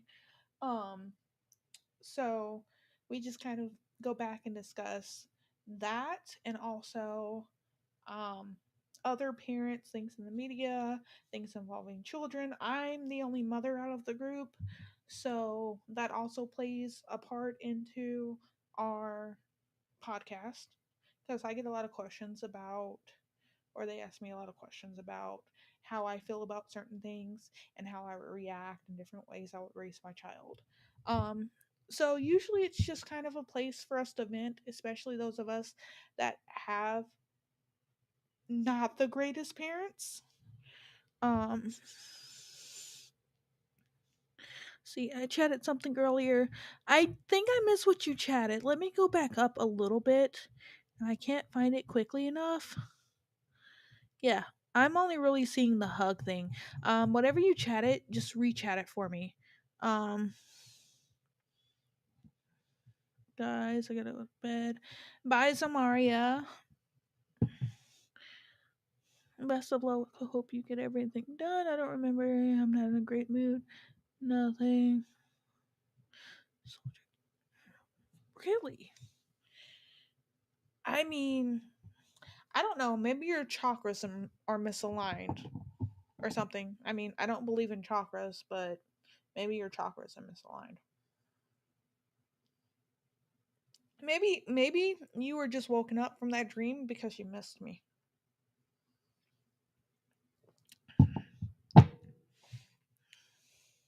Maybe you were startled awake because there was something you needed to see in the stream. I don't know.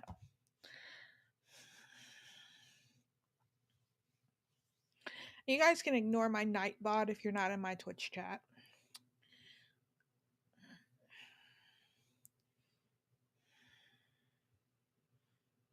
Whatever that dream means, you want none of that energy. You know what? That's fair. You know what's funny is I had some crazy ass dreams like that when I was pregnant. I'm not saying you're pregnant. I know that's not possible. Like,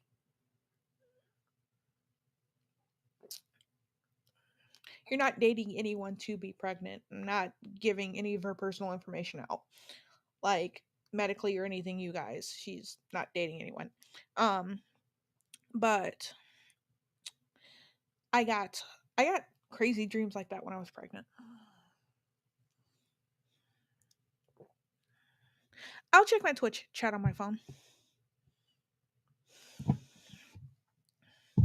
I once had a dream while I was pregnant where my husband had, it's been a while now, but he had either cheated on me or left me for my best friend, or former best friend or whatever. We haven't talked in a while.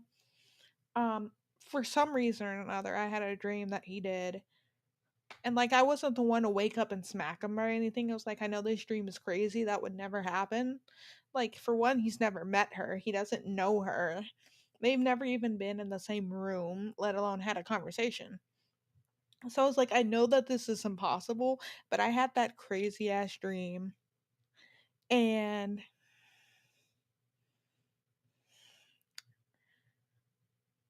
I woke up and told him about it. I was like, I dreamed this last night. I like told him about the dream. I didn't wake up.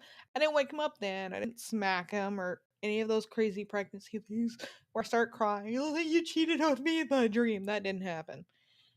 But I did tell him about it. I didn't live that down for like 3 days.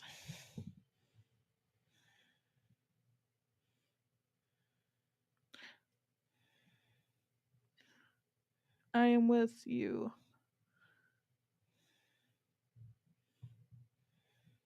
Are you the only one on YouTube? Come on over to Twitch. If you want to come over to Twitch, I could use the views. I'm trying to get affiliate. We take care of each other here. You don't have to come to Twitch if you don't want to come to Twitch. Look. Okay. If you co-stream with me, Lottie, which we do a lot of, I promise you can banter with me and that will not happen.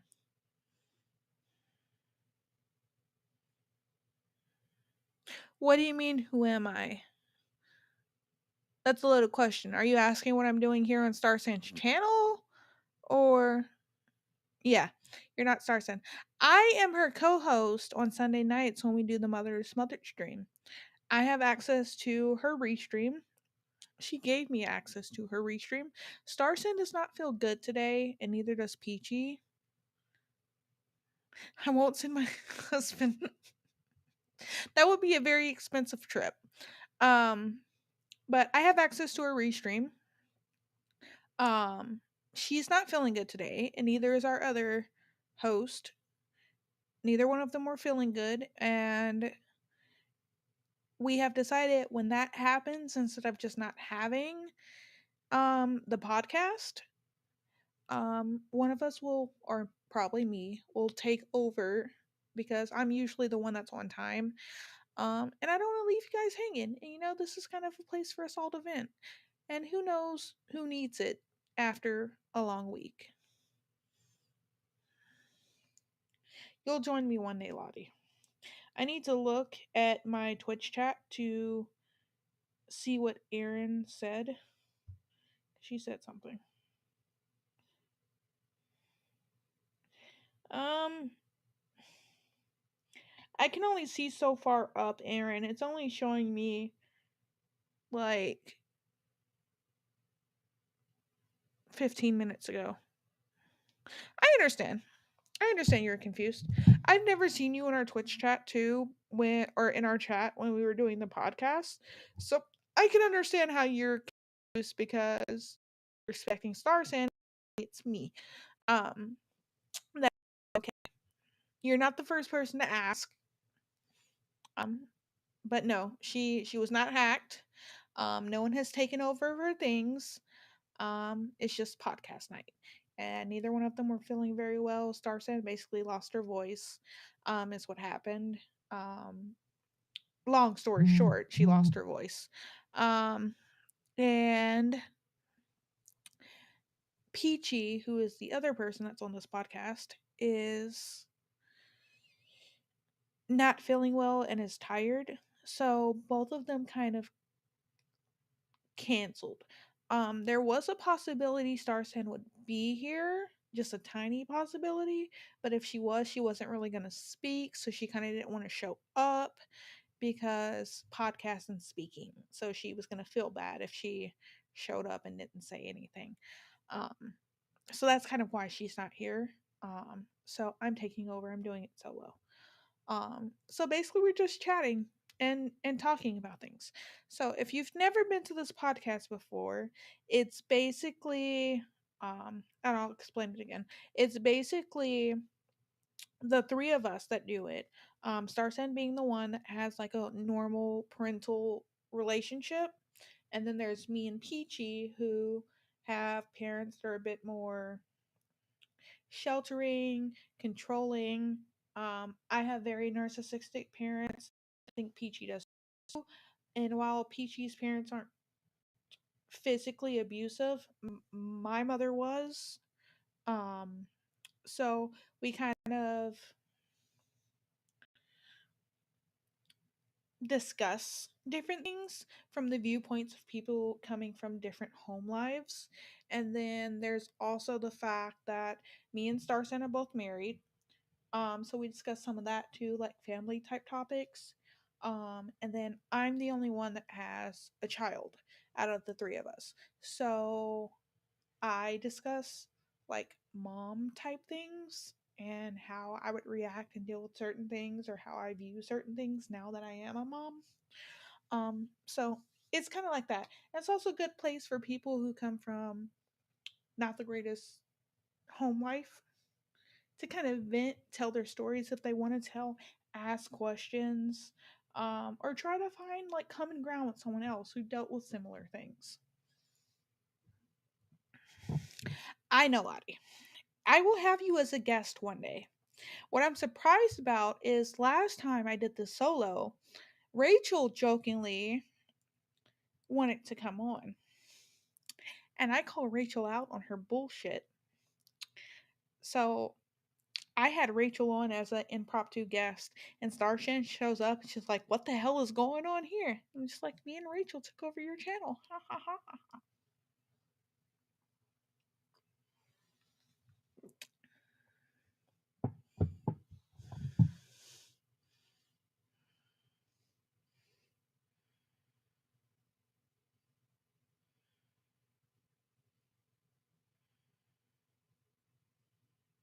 I'm not seeing anything unless you sent it to me. I'm not seeing a message from you.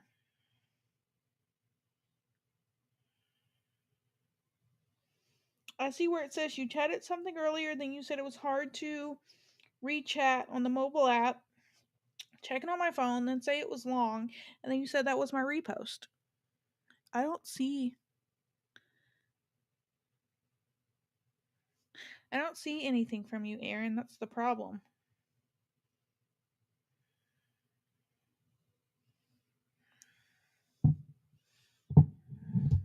This is the normal time we do the podcast, sadly, Lottie.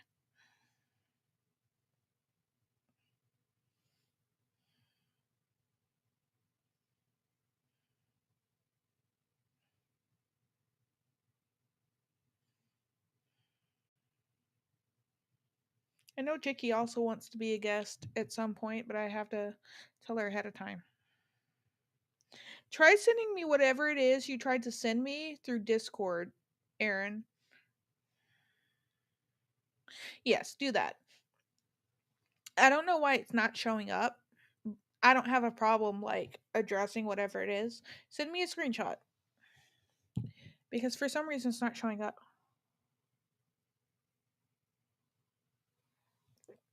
That is true. It could be because of keywords because it's not showing up in my Twitch chat and I'm the person. Usually if it doesn't show up, it'll tell you though. It'll tell you why. It'll say like not posting because blah blah blah blah blah. I don't have really any banned words in my chat, so I think it's a Twitch thing. So let me see what you posted. Because I don't mind addressing.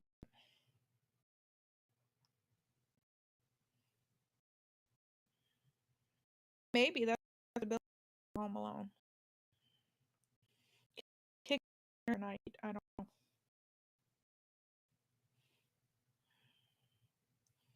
Okay.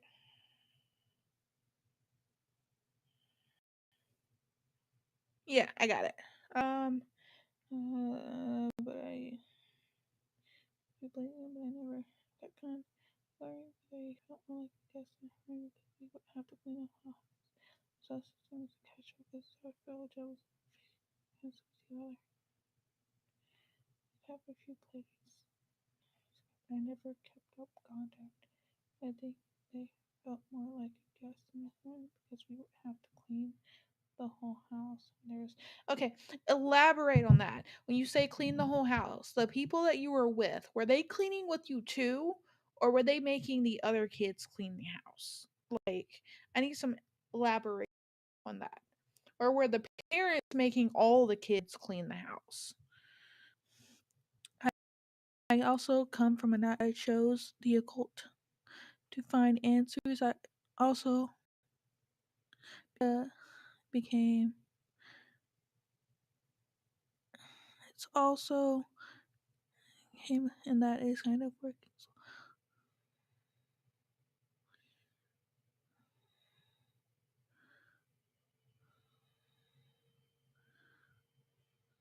Um, there's a lot of grammatical things in there that make it hard for me to understand what that message is, Mana. I also come from a not great home life. I get that. You chose the occult to find answers. Is English possibly not your first language? Um, because I'm not trying to make you feel bad if English isn't your first language. Um, but I chose the occult to find answers. I also just became that's that's where it's starting to get me. I also because came a sociopath and that is kind of working. I'm not sure what you're trying to say there. It doesn't um it's not a proper understandable sentence. Um I had a lot of body experience isn't you're dyslexic. Okay, that makes sense. Usually when I see messages like this, I just assume it might be someone who who doesn't have English as a first language. But dyslexia makes sense too. I understand. Um, a lot of body experience and that fix things a bit. Um, I'm not able to understand the entire message. If you want to try to retype it, I got I can understand to the part where you said you turn to the occult to find answers. I understand until that part. The rest of it just doesn't make sense. And I understand how it can be hard if you're dyslexic. Oh, okay. You had an out of body experience and that fixed things. Okay, but what's the part about the sociopath thing? Yes. Yes, I got that now. Um the sociopath thing still doesn't make sense to me because it doesn't make sense in context. Um mm, uh, no, my mom would make me and my sisters clean the house before they came. Okay. Words aren't computing in my mind right now. Out of body was misspelled. I think she would make my sisters clean. My memory is fuzzy. So your mom was one of those type of people that would make you clean before guests came over, even if it was other kids, or was it like the type of play dates where the moms were coming too? I need that context before I fully address this. Did their moms come too, or did they just drop the kids off?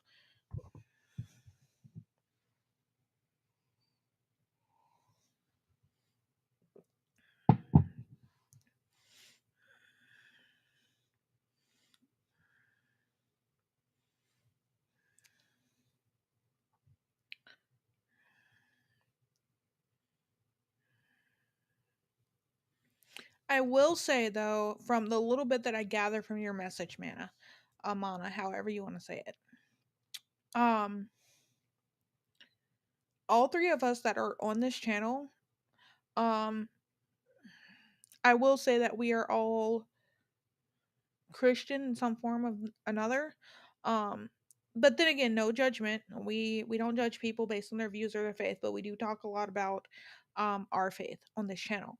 Um, so I can't speak much about turning to the occult. Um,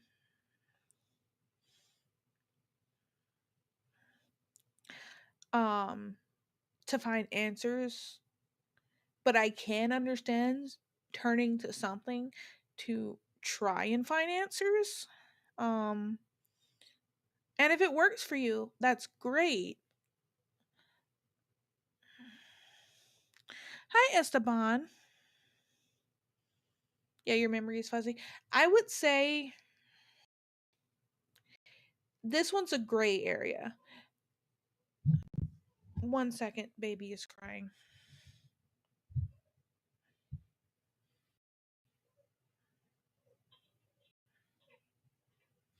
I'm gonna give her a few minutes, see if she back to sleep.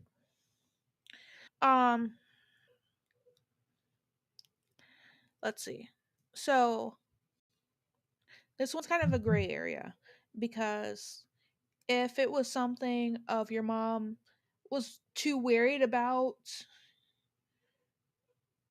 how she would be viewed by other people because the house wasn't completely clean, even though it was kids coming over to like make a mess of things.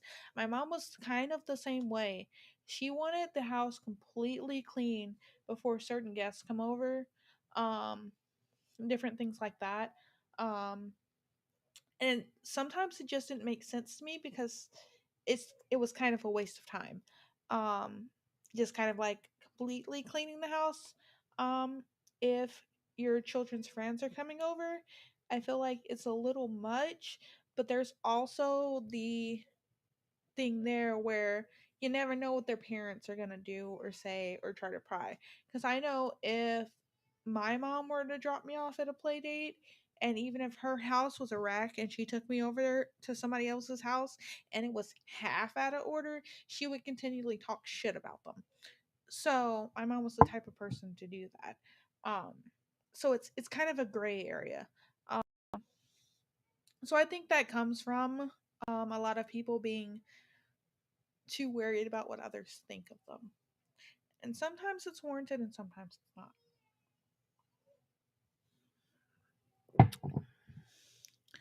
Um, Let me go back up. I just don't really trust people or make friends anymore, and I kind of view it as objects sometimes. Very low trust these days. Not all the times, if I like. See, that's understandable too, because having parents that treat you poorly when you're growing up really affects your outlook on things. Like for the longest time, I questioned my faith. I had a friend who kind of helped like steer me back because they talked to me about a few things and made me realize that a lot of what I was going through was because my mom was just batshit crazy. Um, because she also used religion as a very abusive thing or as a way to try to keep me in check. Um, so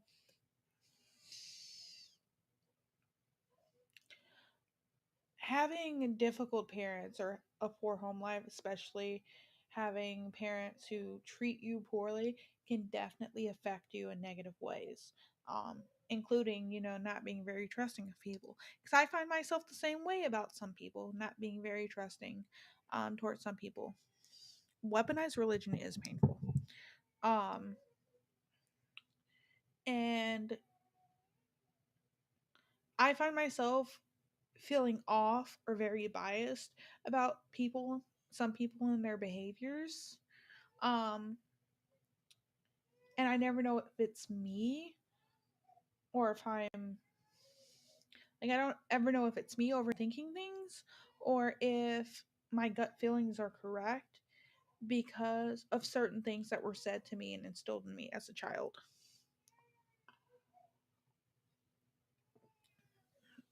See, in my house, this is going to sound bad, but let me get to the end of the explanation before I say it.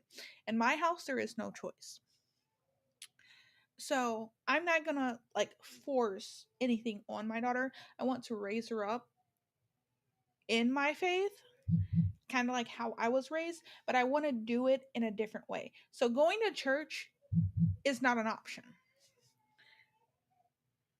Choosing what church and exploring her other options is always an option for her, if that makes sense. Like, she has no choice but to go to church with me until I feel like she's old enough to make that choice on her own. But I also don't want it to be a situation where she's negatively influenced by people who weaponize religion or negatively influenced by people who just hate on it. Yeah. I'm giving her a few minutes to see if she goes back to sleep. She just started. Now she's not actually gonna go to sleep because she heard him. I will be back. Now I absolutely have to grab the baby because he started speaking and she heard him, and I know she heard him because she stopped crying for a minute. I will be right back.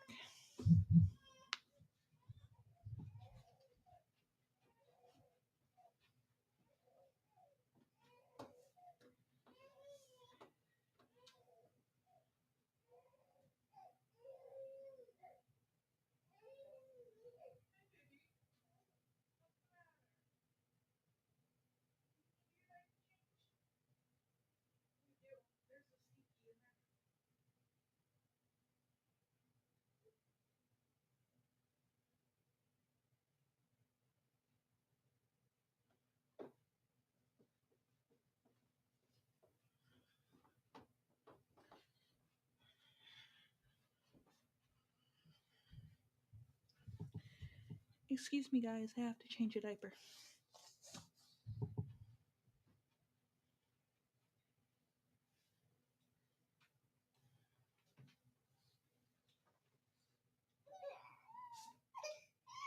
Okay, baby.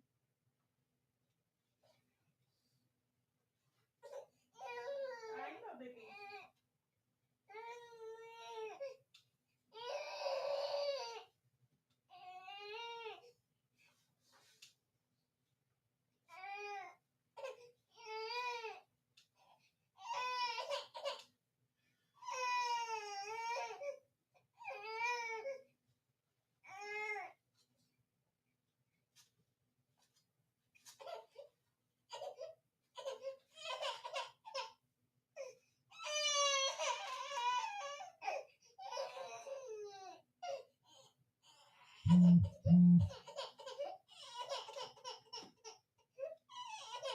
It's okay, baby.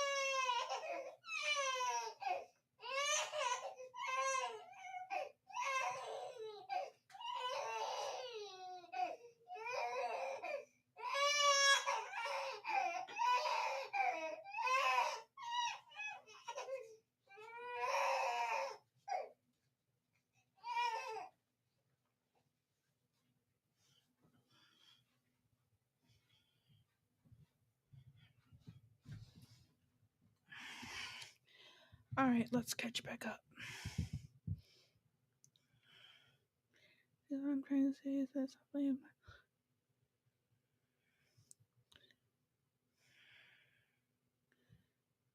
Good night. Good night, Mana. You see, growing up, I never was made to do chores or be responsible or anything. I had free reign, could be outside for hours or in my room. As a small kid, there wasn't any rules at all.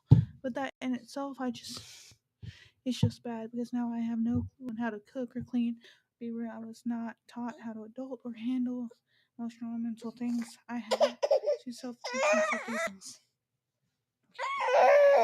Hold on, baby. Okay, she needs a bottle. Give me 1 second, you guys.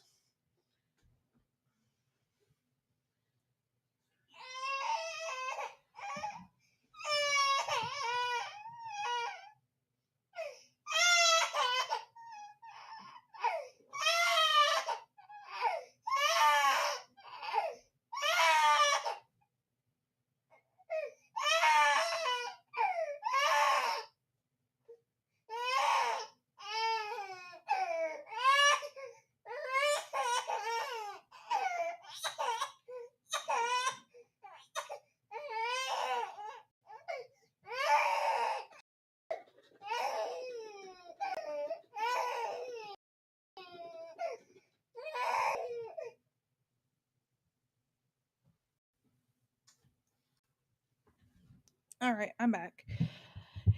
Yeah, I get where you're coming from there, Lottie. I was not necessarily taught by my mom, but I was taught by other ladies in the family, which is why I can cook. I can also follow a recipe and usually do pretty okay if I don't know what I'm doing.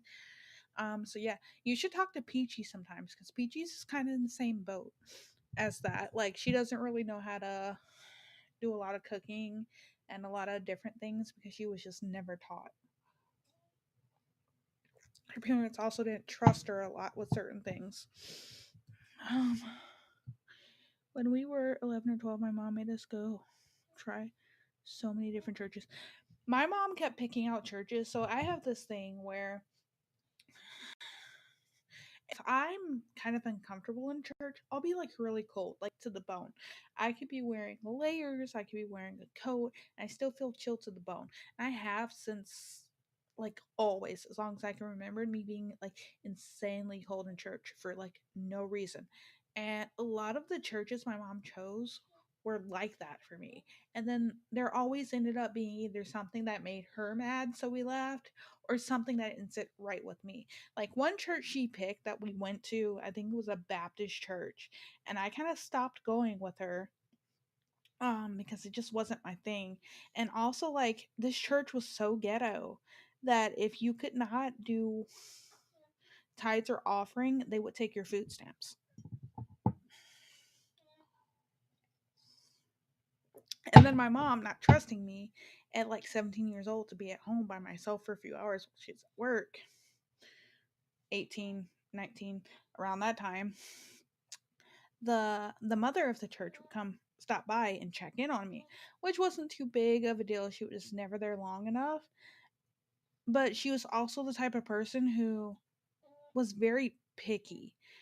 She would stop by and then I would offer her things, and she wouldn't say yes unless it was like one of the most expensive sounding things we had.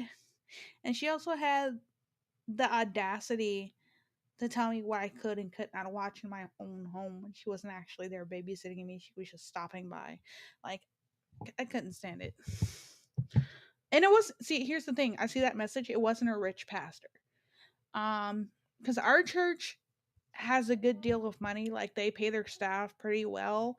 And they just added a new building in, but I don't think all the money goes to the pastors.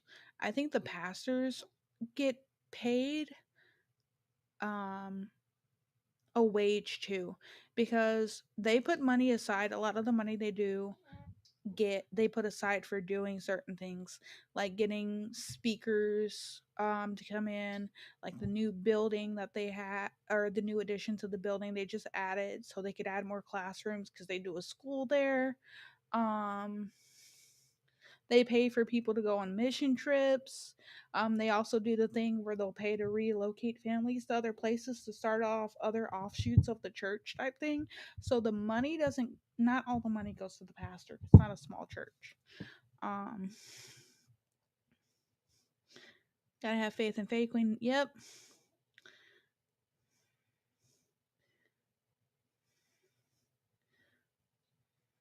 Yes, now we know why the baby is crying. So I believe due to my own mental growth and how I handle emotional situations more delayed than that of a regular person. But I think I'm getting, as long as you acknowledge your shortcomings and you're working on them, I think you're doing a pretty good job there, Lottie. I just know how to cook the basics. I don't trust word pastor. My mom didn't go. She just wanted us to choose for ourselves what we wanted to believe in, which is why my siblings are almost all different religions. If she chooses to see, how I see it is, if she's living in my house, she's going to church. Um, I'm also not a pushy parent, so I'm not gonna force her to do the things that my all I can teach her is what I believe in, right? I'm not gonna force her and do the pushy things that my mom used to do because I used to before she used to wake me up at like 5 o'clock in the morning, and I would have to pray for an hour, read a chapter of the Bible, and then read passages out of this book from this like rich TV pastor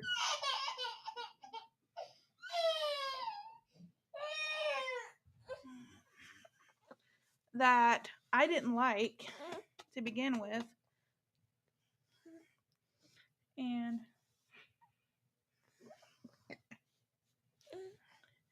I would have to do that morning and night before I went to bed.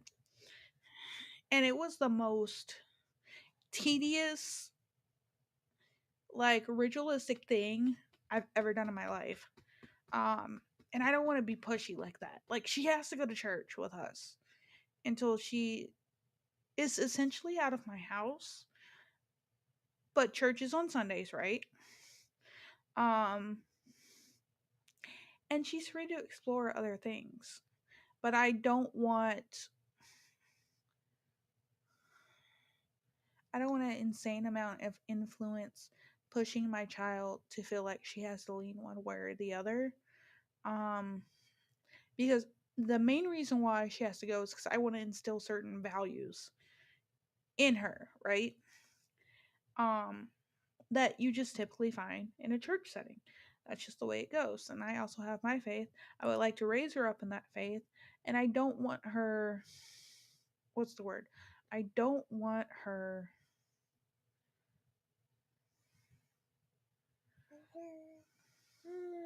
choice. I don't want her choice to be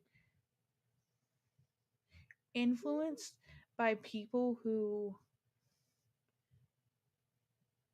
just see the church or see Christianity or being religious as a horrible thing and just immediately hate on it. Like I want her to come up with those decisions for on her own. But if she chooses it, I still want her to have the values that I instill in her cuz I'm also a really big person when it comes to respect.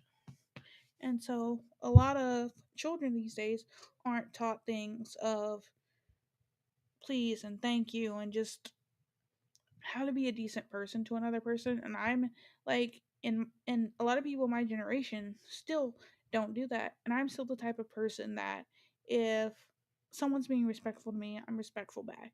I still say yes ma'am and no ma'am. I hold doors open for people. Different things like that. And I think a lot of that was instilled in me as being respectful because I was essentially raised in a church and raised in a family with church driven values, if that makes sense. I know I'm kind of contradicting myself, but I'm trying to get like to the point I'm trying to make. And a lot of people my age don't do that anymore. I see a lot of kids these days are very disrespectful and don't do that anymore. And I kind of want to raise her a little bit more traditionally so she knows that, you know, having a general respect for people will get her respect. Um, Able to decide to just believe in God, not be so religious. I'm the same way. I don't consider myself religious. I also don't like denominational churches because I feel like they're very ritualistic. There's too many rules that really shouldn't exist. I felt this to Starsen too. I'm not a big fan of Catholicism. Starsen's a Catholic.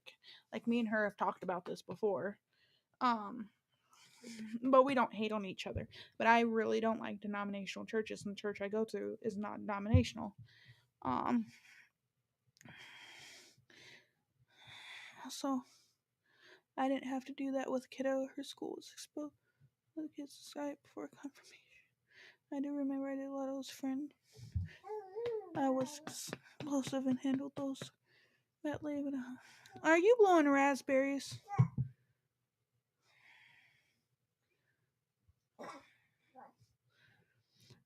Some people don't care about the fact that you can't cook or clean, but you can also work on getting better at that. Like, so I wasn't taught how to like do a lot of cooking. I did grow up in a house where there was a lot of cleaning done, but I wasn't taught how to do a lot of cooking.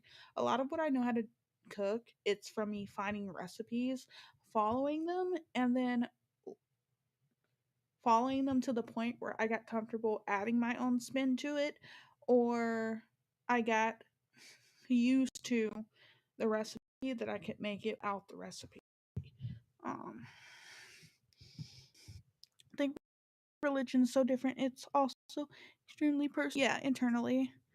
I agree with you on that. A lot of people don't know how to be a decent person. I guess one thing I did get taught was respect others, kind of, which I am thankful for. I think this person is a non-religious Catholic because I remember he stopped going to church a long time ago. That could be possible. She could be a non-religious Catholic. Me and her have had some conversations about it. This is the grabbing thing I was talking about. She tried to. She's trying to go for my glasses. Mommy doesn't like that.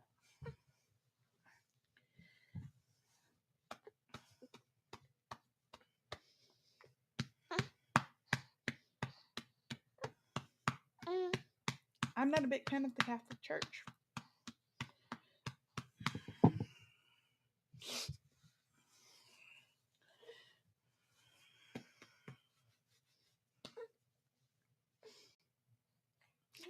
I will bite that hand. Blah, blah, blah, blah, blah, blah. This is what we do when she's on stream with me if I have her on camera. This is exactly it. I think once I move up, fully experience learning to cook. That's fair. I know about your living situation. You don't have to say any more than that. But this is what we do when she's on stream with me. This is literally it. Hey you. Hey you. Hey you. That's that's my chair. That's my chair. That's my armrest. Hey you. That's my armrest. Hey you. Hey you. Hello there. Hi there. Baba. Oh, what is it? It's a sleepy girl. It's just a sleepy girl. My cat Charles used to try to take my glasses away too. They're my glasses. I don't think you need glasses. You have good vision, which would be surprising considering mommy and daddy, neither one of us have good vision. You might have got good vision. No one's told me that it seems like you need glasses. You don't act like you need glasses. I don't think you need glasses. I guess we'll find out later. I have a feeling vision's fine though. I've gotten lucky, little girl. You might have gotten lucky and saved mommy and dad a lot of money getting you glasses.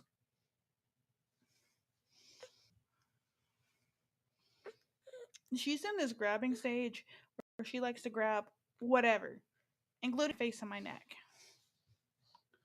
I like how us, our humans, are so different.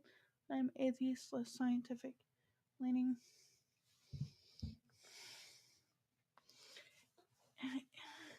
It's okay, Lottie. I'll teach you the ways. My brother gets his first glasses. His first glasses at 6 months.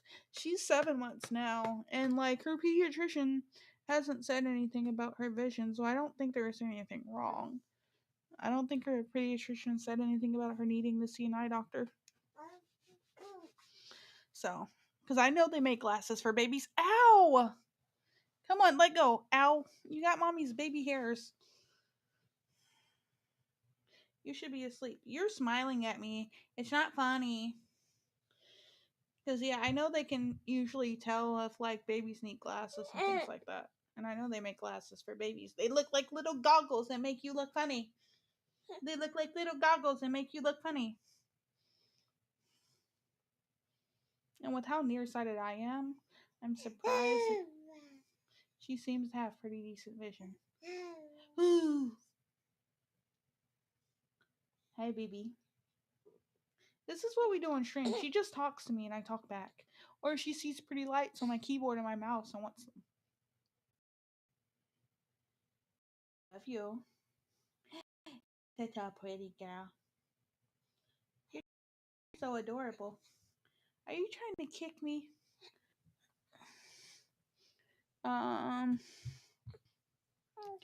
Actively at peace with the way I view the world. Honestly, that's fine. They won't check it unless she's showing signs, but she's not because she's grabbing and not missing. That is true. She is grabbing and not missing, but also she's short and has little arms. So if she is nearsighted, it might not be that big of a deal because that's essentially what she reaches. Even I could reach that far with my nearsightedness. I don't know if it works differently for babies though. Well, I didn't know baby would need. Well, I didn't know baby would need glasses because I didn't need glasses until I was like 10. And she makes obvious eye contact. My brother's glasses are so thick they. Or even then. I mean, yeah, but again, if she's nearsighted, her being this close to me probably wouldn't make a difference. What's up? Hi. But again, I don't know how it works with babies. Hi. I love you. Oh, yeah? Is that what you dreamed about? Is that what you dreamed about? Because sometimes it feels like that when she's staring at me, she's trying to focus. Like, she gets like she's trying to like fully focus what she's looking at. So, I don't know. Time will tell. Hopefully, she got good vision or decent enough vision because mommy has really bad vision. Mommy has met 60 and 80-year-olds with better vision than me. Yeah, mommy's got really bad eyes. Yes, she does. Mommy has got really bad eyes. Mommy knows a baby who needs to go back to sleepy bye.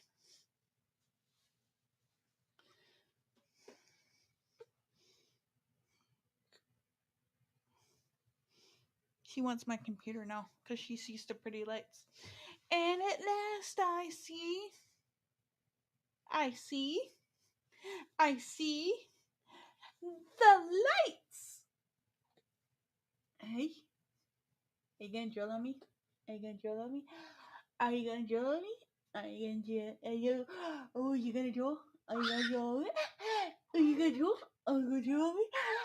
Are you gonna drill on me? Little baby butt. She's blowing raspberries now. She needs to go back to sleep.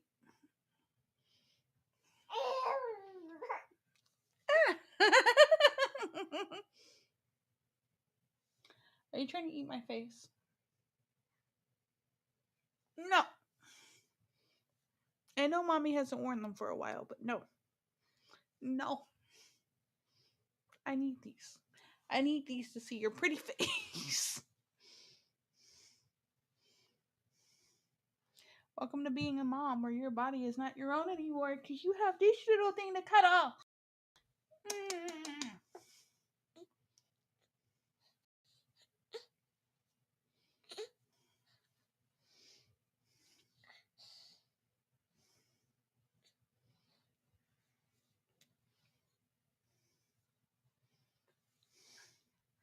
Don't do it.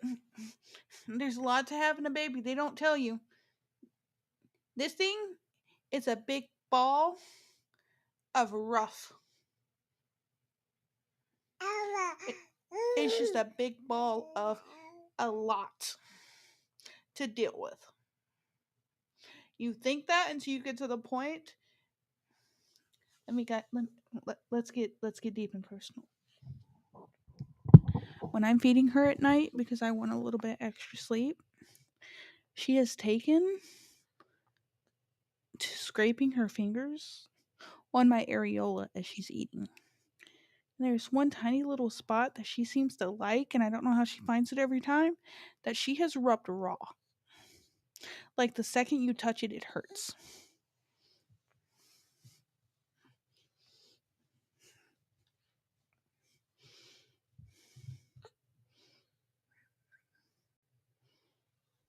I already saw your dump and dip. I was scrolling on Twitch and I saw a whole bunch of clips pop up from you and Chicky. I've seen the dump and dip. I've seen it. Hey, Billy, you want a dump and dip? Yeah, I've seen it. Oh, yeah, I've seen it. Yeah.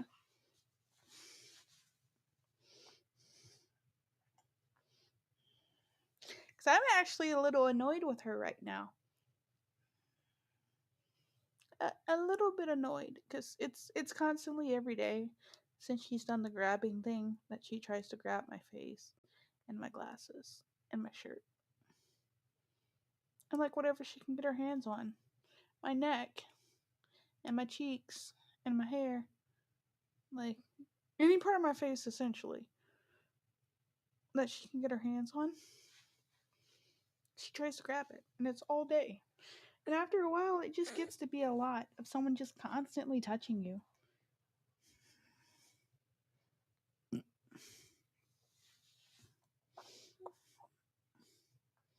Ready to go back to bed. Let's go put you in bed, huh? You got a papa. Let's go to bed. I'm gonna go put her back in her crib.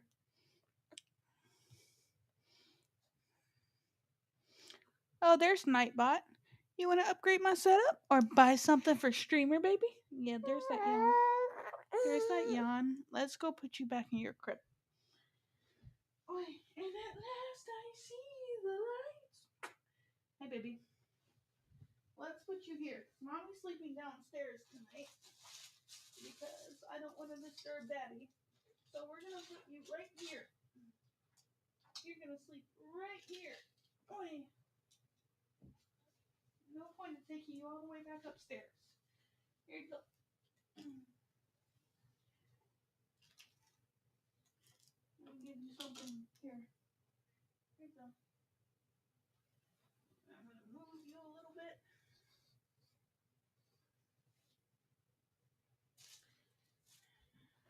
Move this table.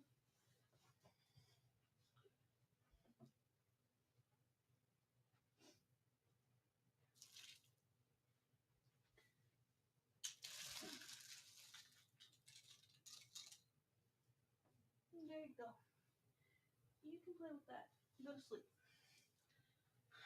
Okay. I put her behind me.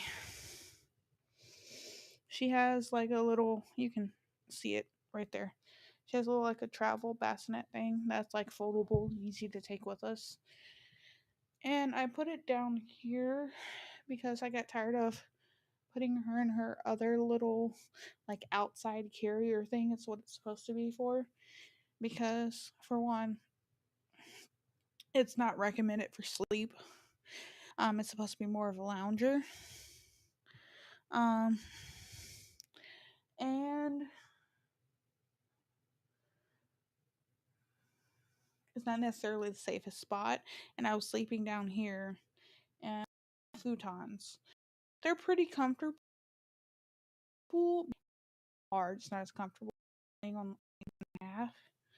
So it didn't really work for me to sleep down here and then have her all the way over there. Um,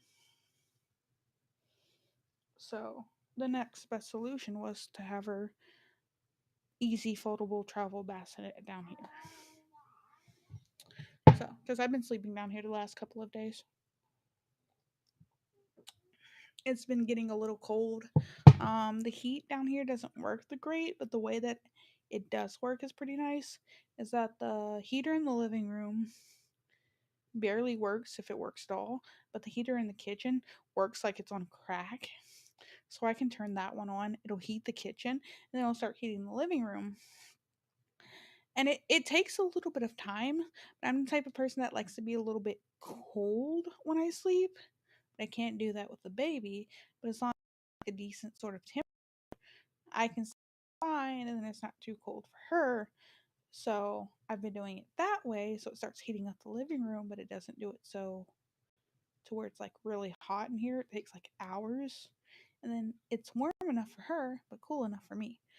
So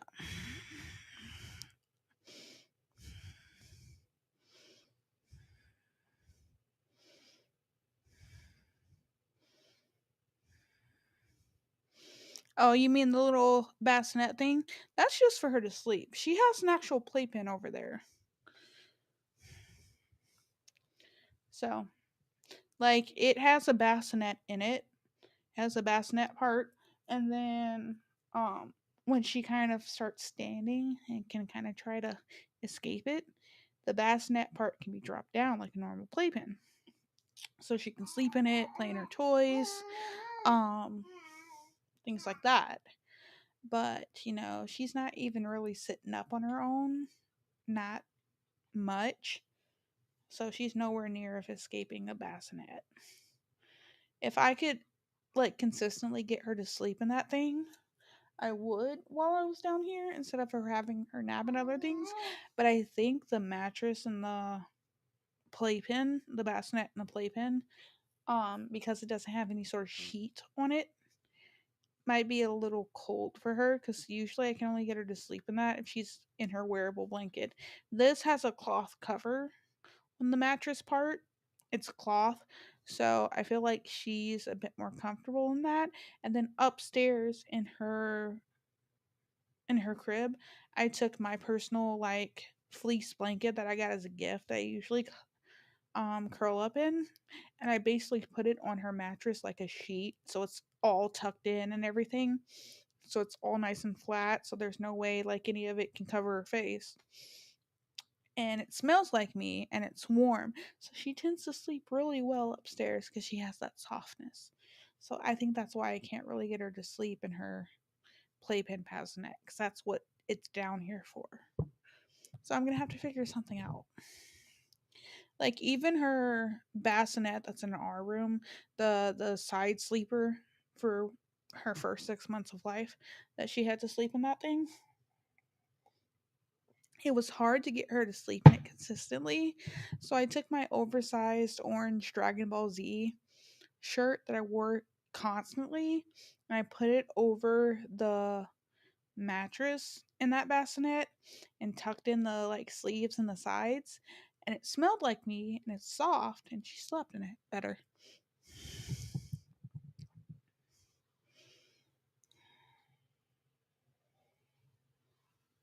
I just think I think like she likes sleeping on soft things. So I'll have to figure out something to cover maybe the cuz a sheet won't do it. Like a sheet won't do it. So I'll probably have to figure out something to cover that mattress. Maybe I'll take the maybe I'll take one of her baby blankets. I have like a really large, like a semi large kind of flat blanket that my grandmother sent. Maybe I'll take that and like curl up with it for a day. And then maybe I'll use that and tuck it in underneath her playpen bassinet. She has 4 bassinets under her playpen bassinet, and one, two, one, two, three. Sorry, she has 3 bassinets. She has 4 beds. Technically, she has 5, but um, maybe I'll tuck that into her playpen bassinet, and she'll sleep there, and I'll feel better about putting her in naps down here. Because I try to make things as least. It's hard to keep things from being complicated when you have a baby. And I try to make it as little, as like easygoing as possible. Like as many corners as I can, I cut. So like she exists in onesies because that makes changing her diaper easier. And as many cute outfits that she has that have bottoms, I tend to avoid them. Um, so also I like to try to get her to sleep somewhere where I don't have to put her in and out of her wearable blanket because that just saves me time. Things like that. Try to keep it as simple as possible because there's just so much that you just can't cut corners on. It also helps keep her in her routine. Speaking of which, we need some actual questions in chat.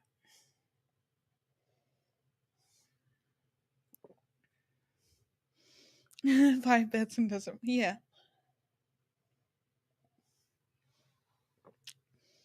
She has the side sleeper bassinet that's upstairs.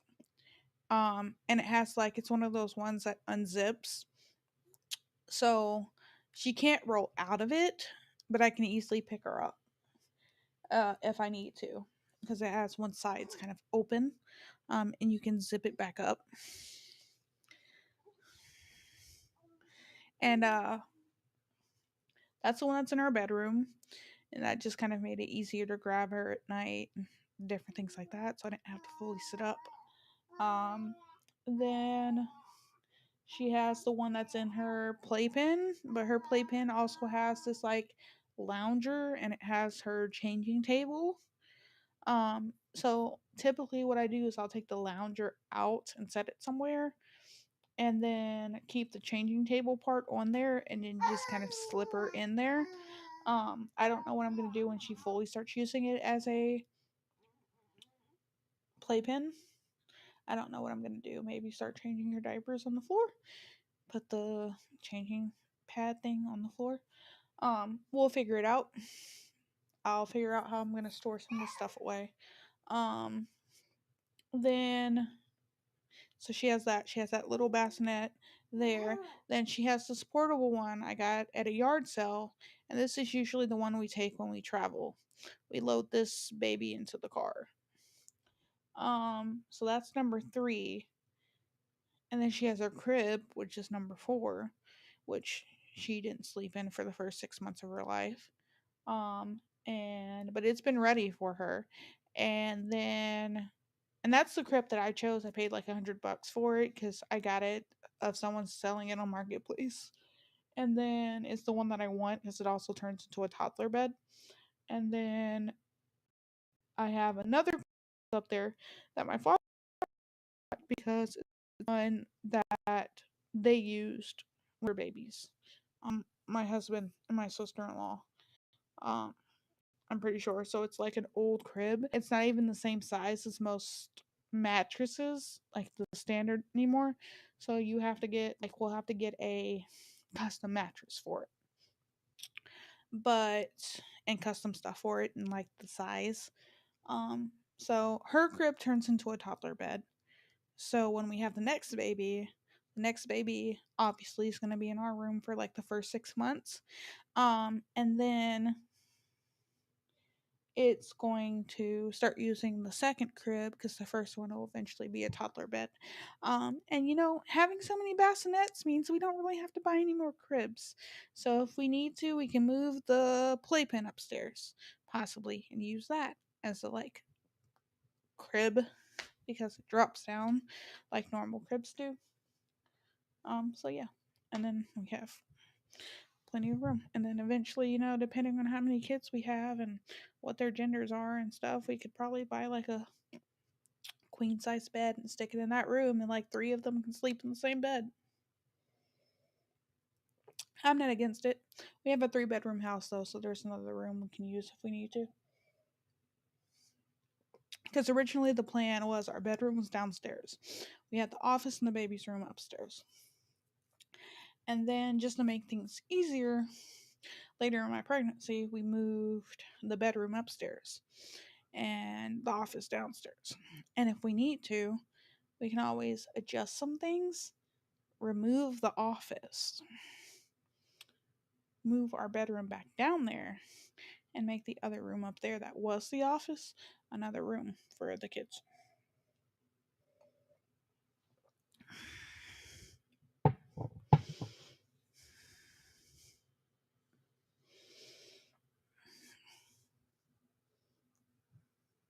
She's staring at me, but she's sleepy. I think it feels. I think she feels better being able to see me.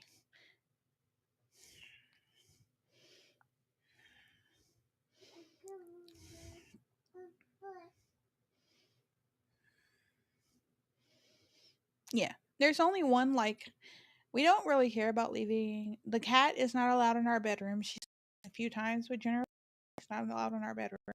She can go just about in any other room in the house. I try to keep her out the kitchen because I just don't want her underfoot when we're in there because usually we're cleaning or we're cooking, and I don't want her being a tripping hazard when we're dealing with hot things. So I try to keep her out of the kitchen, and for the most part, she stays out of the kitchen. Um, we keep her off the dining room table, and then there is a closet we have that has a crawl space that's just in case anything does happen. We keep close to keep her out of there, but she's welcome in any other closet, anywhere else in the house. So she has basically free run of the house.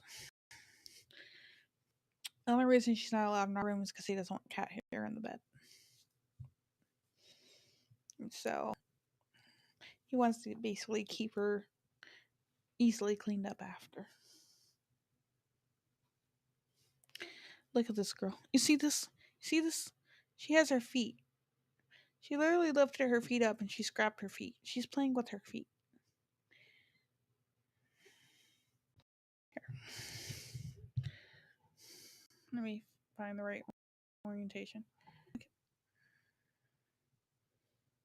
If I was on my Twitch channel, I could, like, I have a setting where it like zooms in my camera so you could see her better.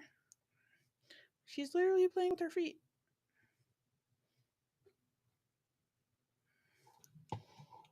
She should be sleeping right now.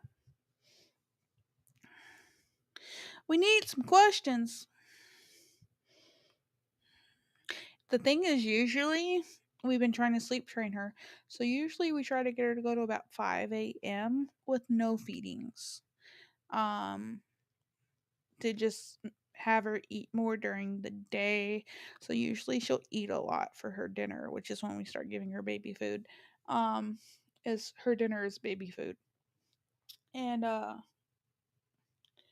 so what I did today is whenever she tries something new, depending on what it is, um, I try to make it last 3 days if there's only a small portion of it, just to kind of make sure it lasts those 3 days. I'll give her something else on top of it, because when you're feeding your baby new foods, you have to check for allergies, and they usually say 3 days is about what you're looking for to see if there's any reaction. So every little new thing that she tries, I want to try to stretch it out for 3 days. So today I gave her, like, she has a jar about that big, yay big. So if I just let her eat until she's full, she'll eat the whole thing, and then it just ruins the chances of us checking for allergies by having her eat it for 3 days. So I gave her like a third of it, and then I opened up a thing of butternut squash because she's had it before, because I have her foods separated for what she still needs to try and what she's had before and we know is good for her to have. And so usually she'll eat a lot during dinner, and then we'll put her down, and she'll wake up and cry, but usually I let her cry and she falls back asleep. And I'll let her do that until about 5. And then I'll give her a bottle, or I'll let her sleep next to me for like the next 3 to 4 hours. Um, and then we usually get up like 8, 9 ish. So we usually sleep pretty okay. And then, so I'm trying to sleep train her, right? But this last time she started crying,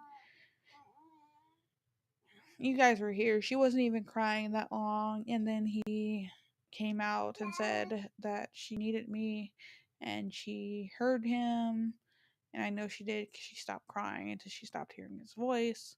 And by that time, I was like, okay, well, now you've ruined it, because now she's heard you instead of you just being silent and giving her time to stop crying and fall back asleep.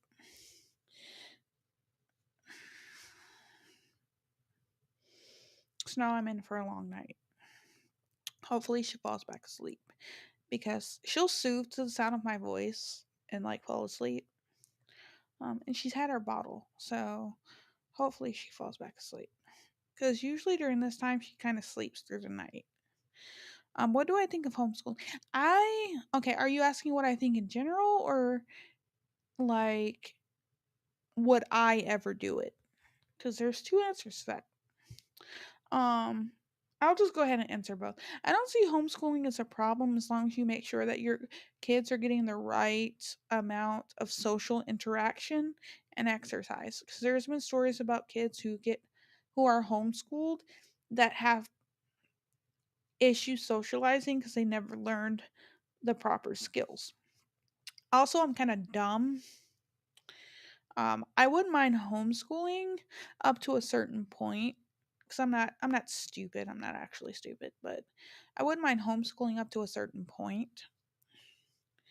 Um, but I feel like that would be difficult for her to make friends because I don't really like getting out um of the house all that much, and I'm bad at meeting new people.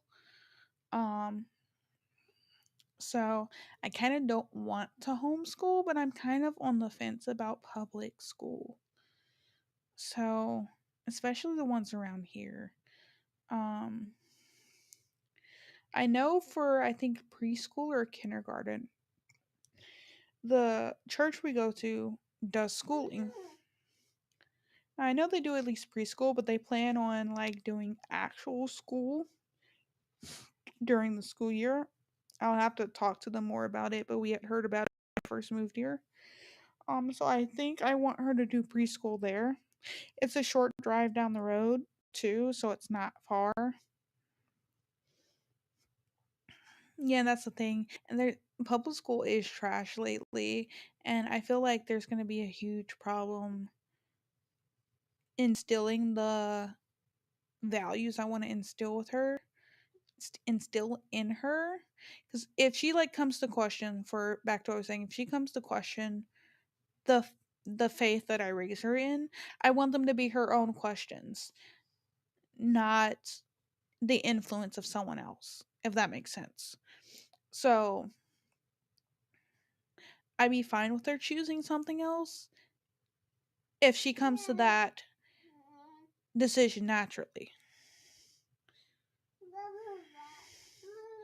So, I feel like public school is going to be a bad place to keep those ideals because a lot of people just hate on stuff just because they can nowadays. I had someone I was like kind of friends with who would get like butthurt mad, and I can understand that she dealt with like religious abuse, like, but she would get like insanely angry and start yelling just because someone had a Jesus bumper sticker, like a "What would Jesus do" bumper sticker. I'm just like, how is that hurting you?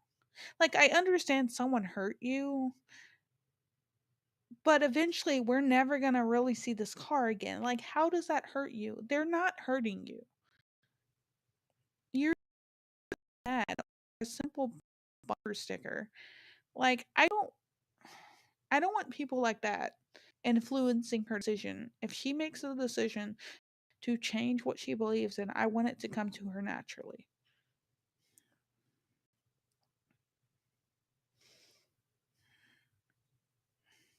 That's the point I was trying to get at earlier.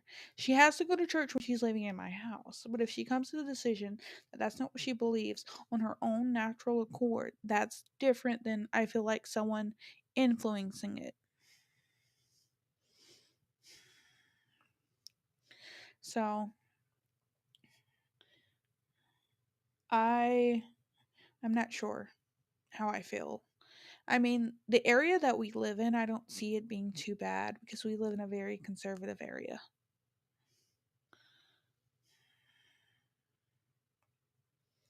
I can tell you, we were like we were going somewhere, she was driving and she saw the sticker and she immediately just started yelling about the sticker. And I like looked at her like she was crazy. I was like, the fuck is wrong with you? Like, how does that hurt you?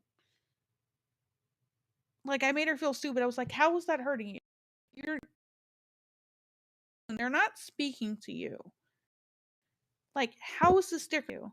Would you want someone reacting like that if you had a Buddhist sticker on the back of your van and they just start screaming and yelling because they don't agree with being Buddhist because she was Buddhist? Like, how does this hurt you? What's the point of having this reaction to this bumper sticker?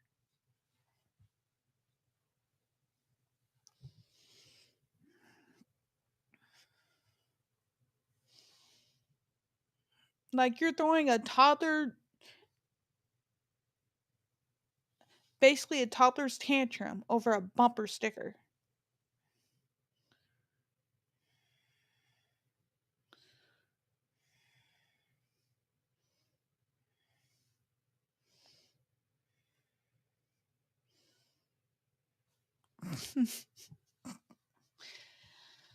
Oh, God. But yeah. Okay, I'm gonna have to start wrapping it up because I'm gonna fall asleep on you guys in this chair, and that's not gonna be nice on me or you guys. So, because you definitely don't want to see me sleep. I'm already a bridge troll. We don't need to make it any worse. Um, I will be back in 10 hours, give or take, on Twitch. 10 hours on Twitch. Um, so if you guys want to drop by, you can find me. I changed my name on Twitch, so you can find me at the whimsical Fae Queen on Twitch. And I'll be there in about 10 hours. Any last minute questions, probably say it now. I will give you 5 minutes to come up with any last minute questions, and I will address them after the 5 minutes. Any questions that come in, I'm not answering. Sorry. Um, and I'm going to bed. I had a long day. I was sleepy before the podcast even started. Now I really need to get to sleep because until I start talking and turn off this lights, she's not gonna go to sleep. I need to turn on the heat in here a little bit. It is a tiny bit cold, and I still have to pull out the blankets and the pillows to and get everything ready for bed. I was gonna play a little bit of a game before I went to bed, but that's not happening now either because I'm dead. All right, so timer has started. So any last questions you want to get them in now. You have 5 minutes. I'm gonna go take a little mommy's break, and when I come back, I'll see what questions are here.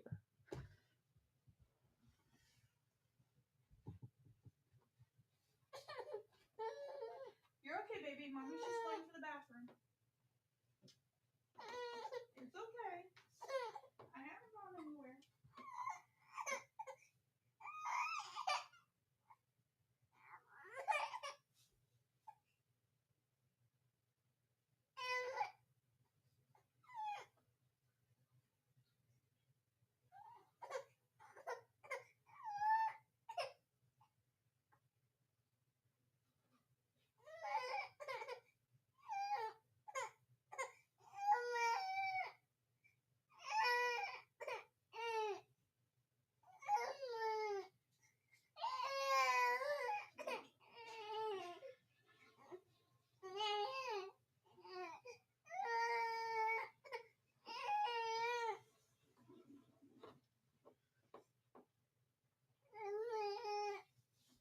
I'm back, baby.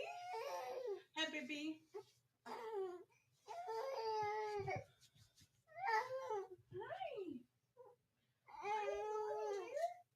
Let me put your toys away, okay? Hold on. I gotta put your toys away. I'm gonna put your toys away. What's the matter, baby? What is it?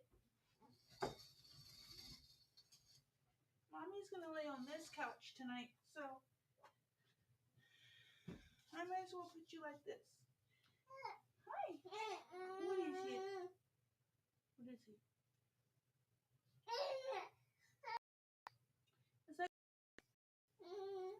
want your baba? I'll give you your baba. Give me your second.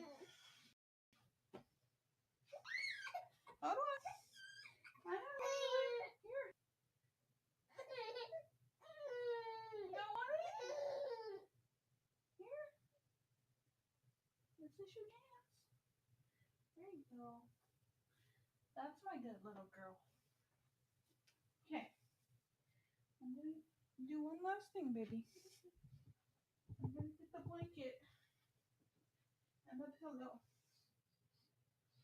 I haven't gone anywhere. You're okay. Oh, don't you start.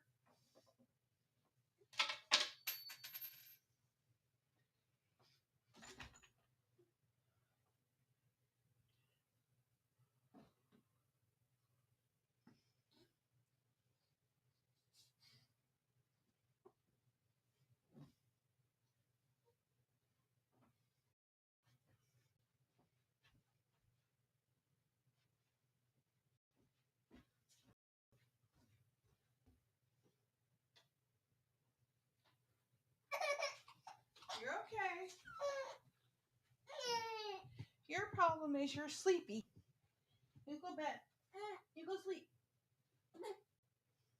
You want it? You want it? No? Okay. You go sleep. Nope. Don't care. Bip. Alright. Okay. I guess nobody had any questions. I don't see anyone posting any questions, so we're gonna call it good night here. The 5 minutes are officially up, and she's crying. I need to get the lights off. I need to get myself dressed for bed. I need to plug my phone in. All those fun things. So, have a good night, everyone. Hope to see you all again soon next week. Hopefully you have something better planned than just chatting and talking. And, me doing a lot of talking. It was fun. It was nice to see you all again.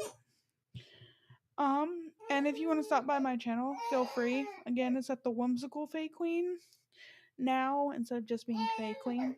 I wanted to take the numbers out of the name. I was trying to think of a way to do it. And that was kind of what I came up with it. I feel like it's too long. I kind of want to shorten it, but I'm not sure how yet. And I also can't do it for like another 60 days. But she's crying in the background, which means there's not going to be really anything more productive we can do. And I'm falling asleep. So if I see you at my stream at about 10 hours, 10 or 11 hours, give or take, thank you for stopping by. Otherwise, have a good night, get some decent sleep, and may all your dreams be